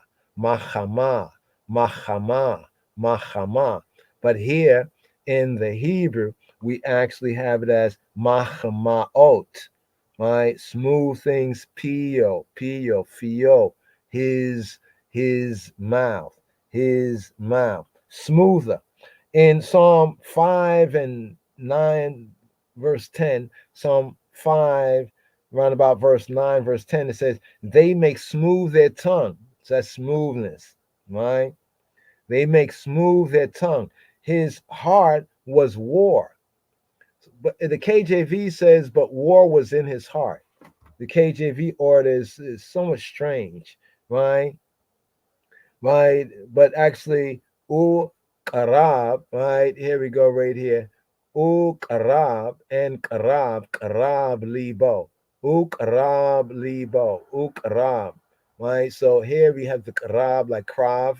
Modern Hebrew would be krav. They'll pronounce it as krav, krab, krab, krav, krav, krab, krav, krav, krav, right? Like krav maga. So here the translator says war was in his heart, but the Hebrew brings out more of the sense right here of ukrab libo, and his heart war, and his heart war, or war, heart, right? Heart and war. They become identified as one entity in the way it's constructed. Ukrab libo. Ukrab war libo. His heart, war, right? As one entity. Similarly, we find elsewhere, even in Psalm 109, around the 3rd, 4th verse, where he says, I am prayer. I am prayer. Therefore, I become personified as tefillah, prayer, right? His heart and war become one entity. I am my prayer. I am prayer, as in Psalm 109, round about the 3rd, the 4th verse. Here it says, his words were softer than oil. His words, Raku Debarayo Mi Shemen. Raku. They were Rakak. Rakak means to be soft, to be tender, to be weak. Rakak, right? Rakak, to soften, rakak. Here, raku. They were soft. Divarayo. His words, me from Shemen. So when we use that sense of me, like they were, right? They were his words from oil. Literally, right? They were soft, right? His words from oil. His words were softer, were more tender than shemen, right? Than the shemen, the shemen, than fat, than oil, than grease, right? Than grease in that sense. Fat, oil, grease. Yet it says here, right? Yet they were drawn sword with hema. Now he says here in the Hebrew, and they, right? And they, so his words were softened than oil, and they, pitichot, and they were open, exposed, drawn. Like somebody like walking behind you, and they say nice things, and then you turn around, they have guns drawn on you, like, but the words were soft, but they were like keen-edged swords. They were open swords. They were basically to say pitichot. They were open, exposed, patach. See, patach means to be open, to be loose, to be thrown open.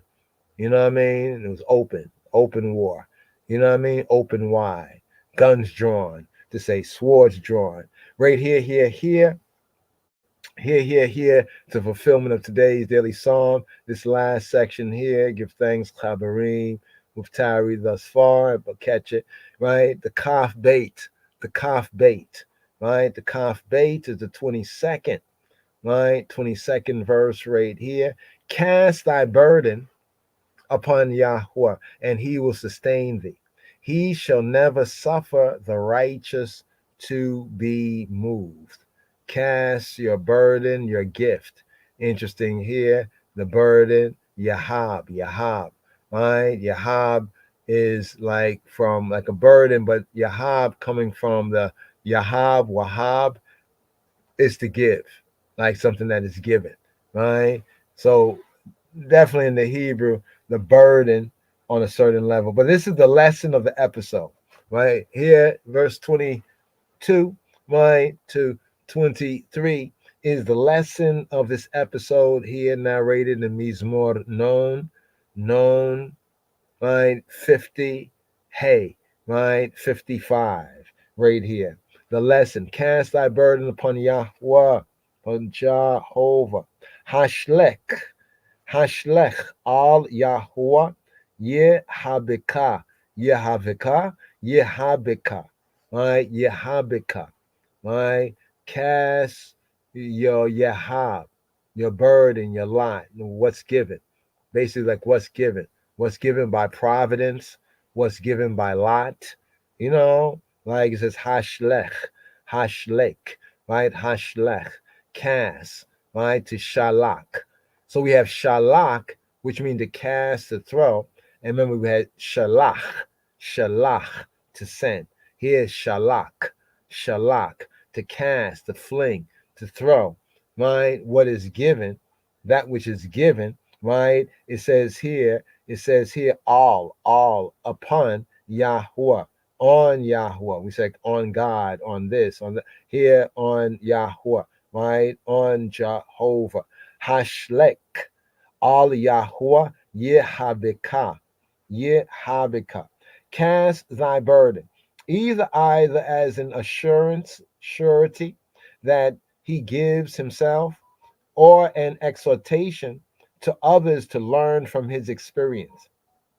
So this is both, because he already says in the Siyah that he reasons with himself, right? And that we reason, that meditation, right? Also described as prayer according to the translation, an exhortation to others to learn from the experience, and also an assurance being given to oneself, right? He and I do not mean that Elohim removes the load. However, he supports. It's that support, and supporting the bearer of it. That's why he says, and he shall sustain. And so the next verse, with who? And he yekalik kaleka. With who yekalik kaleka. And he yekalikaleka, and he will sustain, right? He will cool, right here, to measure, to seize, to measure. The secondary, the pilpel. These like constructions here. So the cool and the pilpel construction to be yekaleka,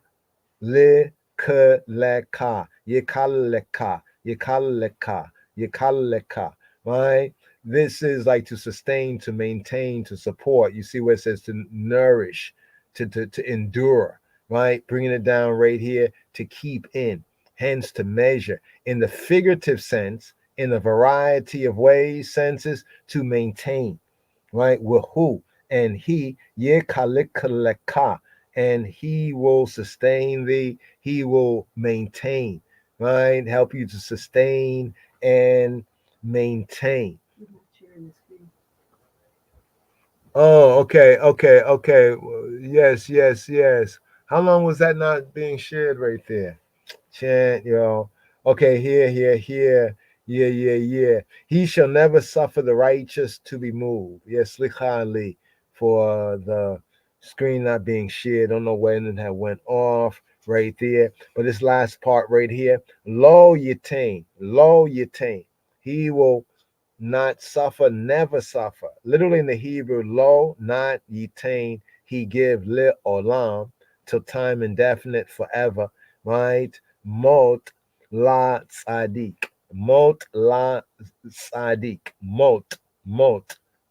is movement.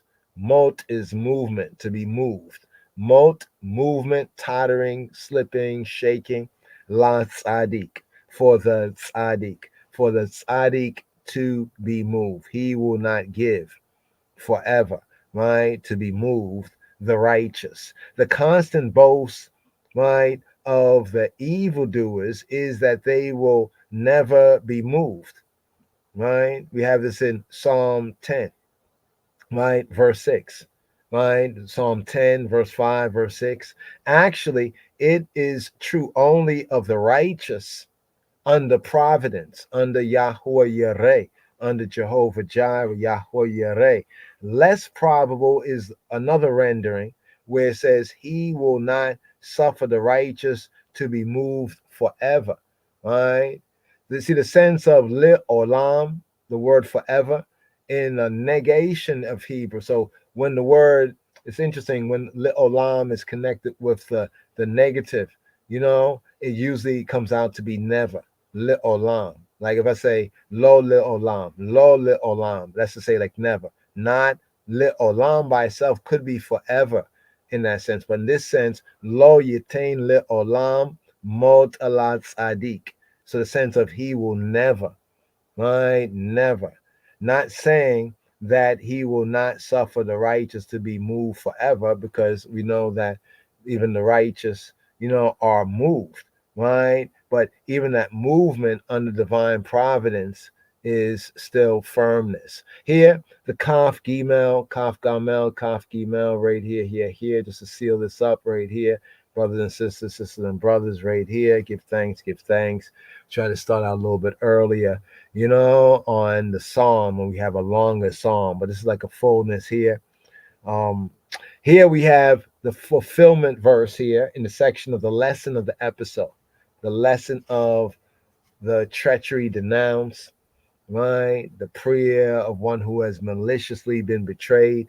But thou and the I, with Ata, and the I male and none other, with Ata, and the I Elohim. So referring to Elohim as Ata, as you singular male, with Ata Elohim, Toridema Live'era Shachat. Ansheya damima umirma, lo yechezu, lo yechezu, ye mehem, wa'ani, abtach, ebtach bak, wa'ani, ebtach bak. Here. But thou, Elohim, the I, Elohim, shalt bring them down into the pit of destruction. Bloody men, men of bloods, and deceitful men shall not live out half their days. As for I, Wa'ani, and as for I will trust. Evtach, bak. I will trust in the I. Evtach bak. So when it says bloody men, the Hebrew is interesting. Anshe damim. Anshe, the men of damim, of bloods. Anshe damim, right? Anshe damim umirma, the men of bloods and deceit. And the next note right here, shall not half their days. Shall not half their days. Lo, not yechetzu, chetzu. Lo yechetzu, ye mayhem, their days. Shall not live out half. The word is chatzah.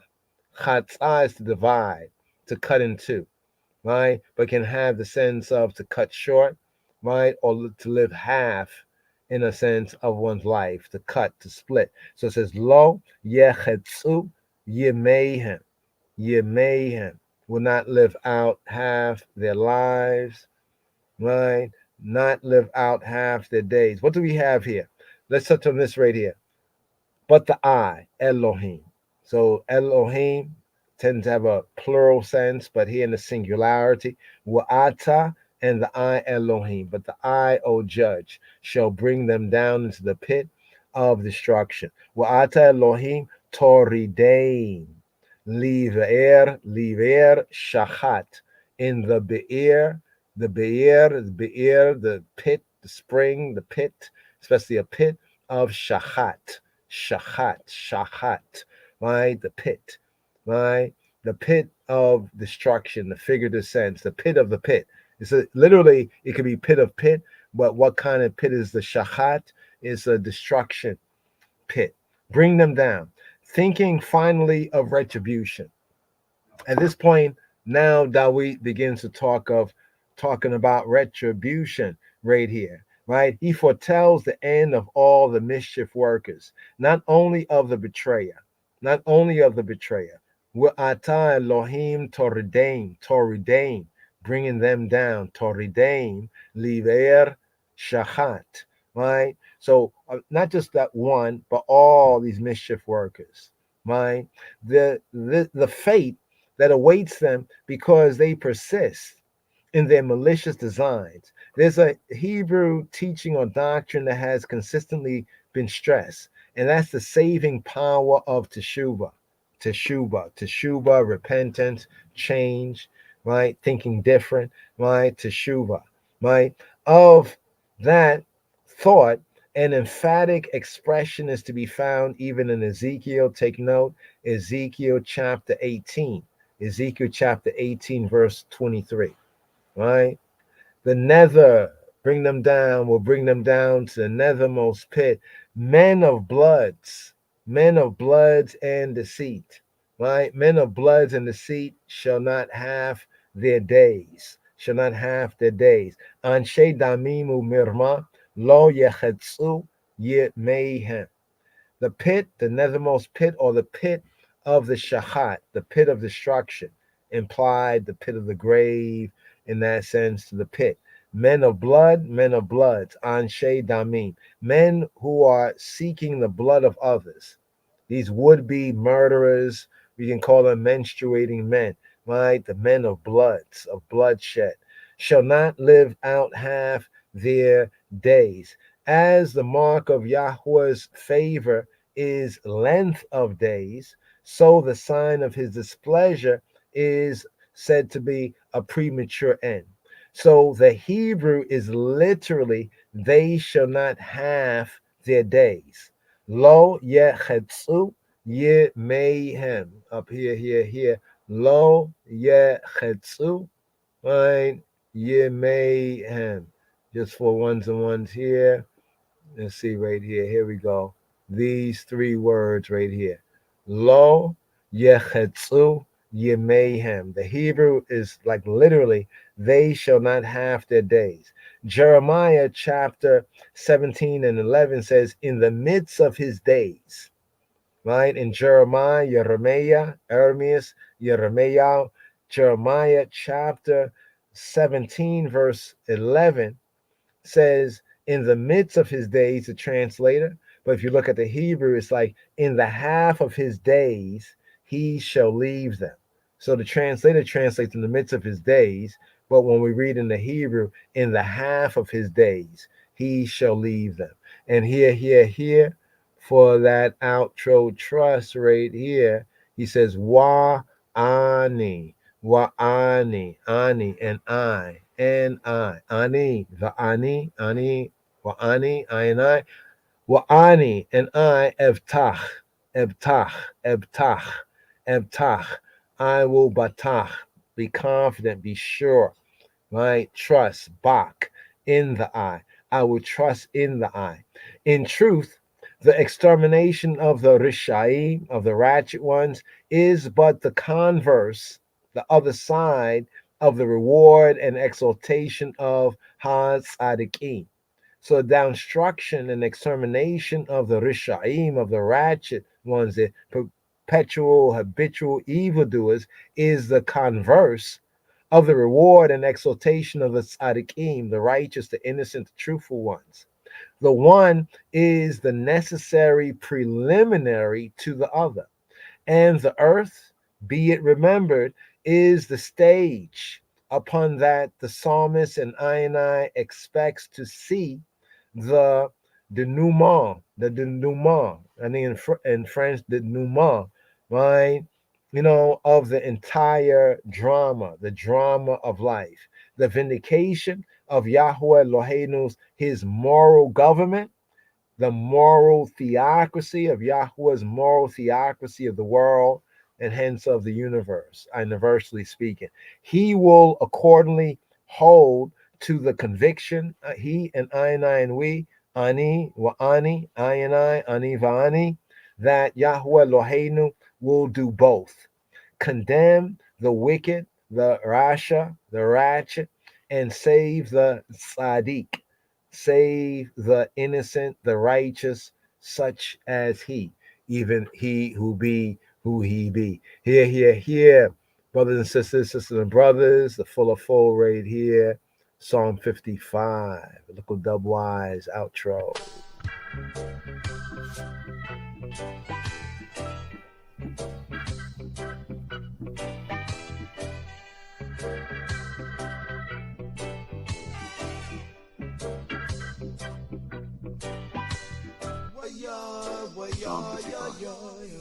מזמור נ"ה.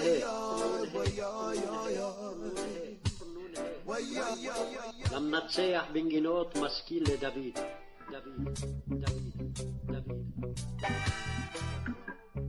Give ear to my prayer, O God. האזינה אלוהים תפילתי, and hide not thyself from my supplication. ואל תתעלם מתחינתי. Attend unto me and hear me. הקשיבה לי וענני. I mourn in my complaint and make a noise. אריד בשיחי ואהימה.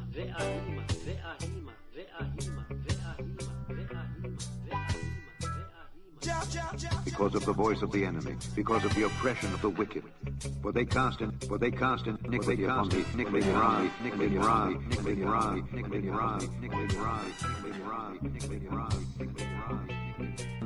me, my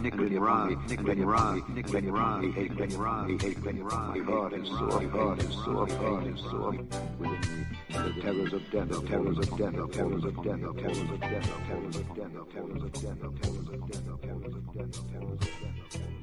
Fearfulness and trembling are come upon me, and horror hath overwhelmed me. And I said, oh, that I had wings like a dove, like a dove, like a dove, like a dove, like a dove, dove, dove, dove. Oh, that I had wings, oh, that I had dove, that I had dove, that I had dove, that I had dove, that I had dove, that I had dove, that I had wings like a dove. For then would I fly away and be at rest, and be at rest, and be at rest, and be at rest, and be at rest, and be at rest, and be at rest. Lo, then would I wander far off, and remain in the wild, and remain in the wild, and remain in the wild, and remain in the wild, and remain in the wild, and remain in the wild, and remain in the wild, and remain in the wild. I would hasten my escape from the windy storm and tempest.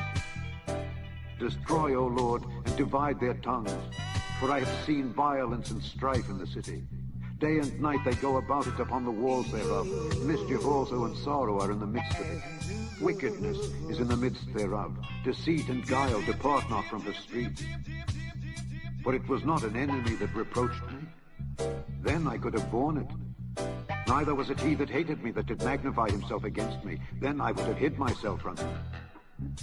But it was thou, a man, mine equal, my guide and mine acquaintance.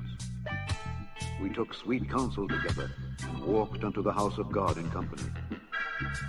Let death seize upon them, and let them go down quick into hell, for wickedness is in their dwellings and among them. As for me, I will call upon God, and the Lord shall save me. Evening and morning and at noon will I pray and cry aloud, and he shall hear my voice. He hath delivered my soul in peace from the battle that was against me, for there were many with me. God shall hear and afflict them, even he that abideth of old. Selah, Selah, Selah. Because they have no changes, therefore they fear not God. He hath put forth his hands against such as be at peace with him. He hath broken his covenant. The words of his mouth were smoother than butter, but war was in his heart. His words were softer than oil, yet were they drawn swords. Cast thy burden upon the Lord, and he shall sustain thee. He shall never suffer the righteous to be moved. But thou, O God, shalt bring them down into the pit of destruction. Bloody and deceitful men shall not live out half their days. But I will trust in thee, trust in thee, trust in thee, trust in thee, trust in thee, trust in thee, trust in thee, trust in thee, trust in thee, trust in thee, trust in thee, trust in thee, trust in thee, trust in thee. We can rely on the conquering lion, most lighter, you're the only one we can rely on.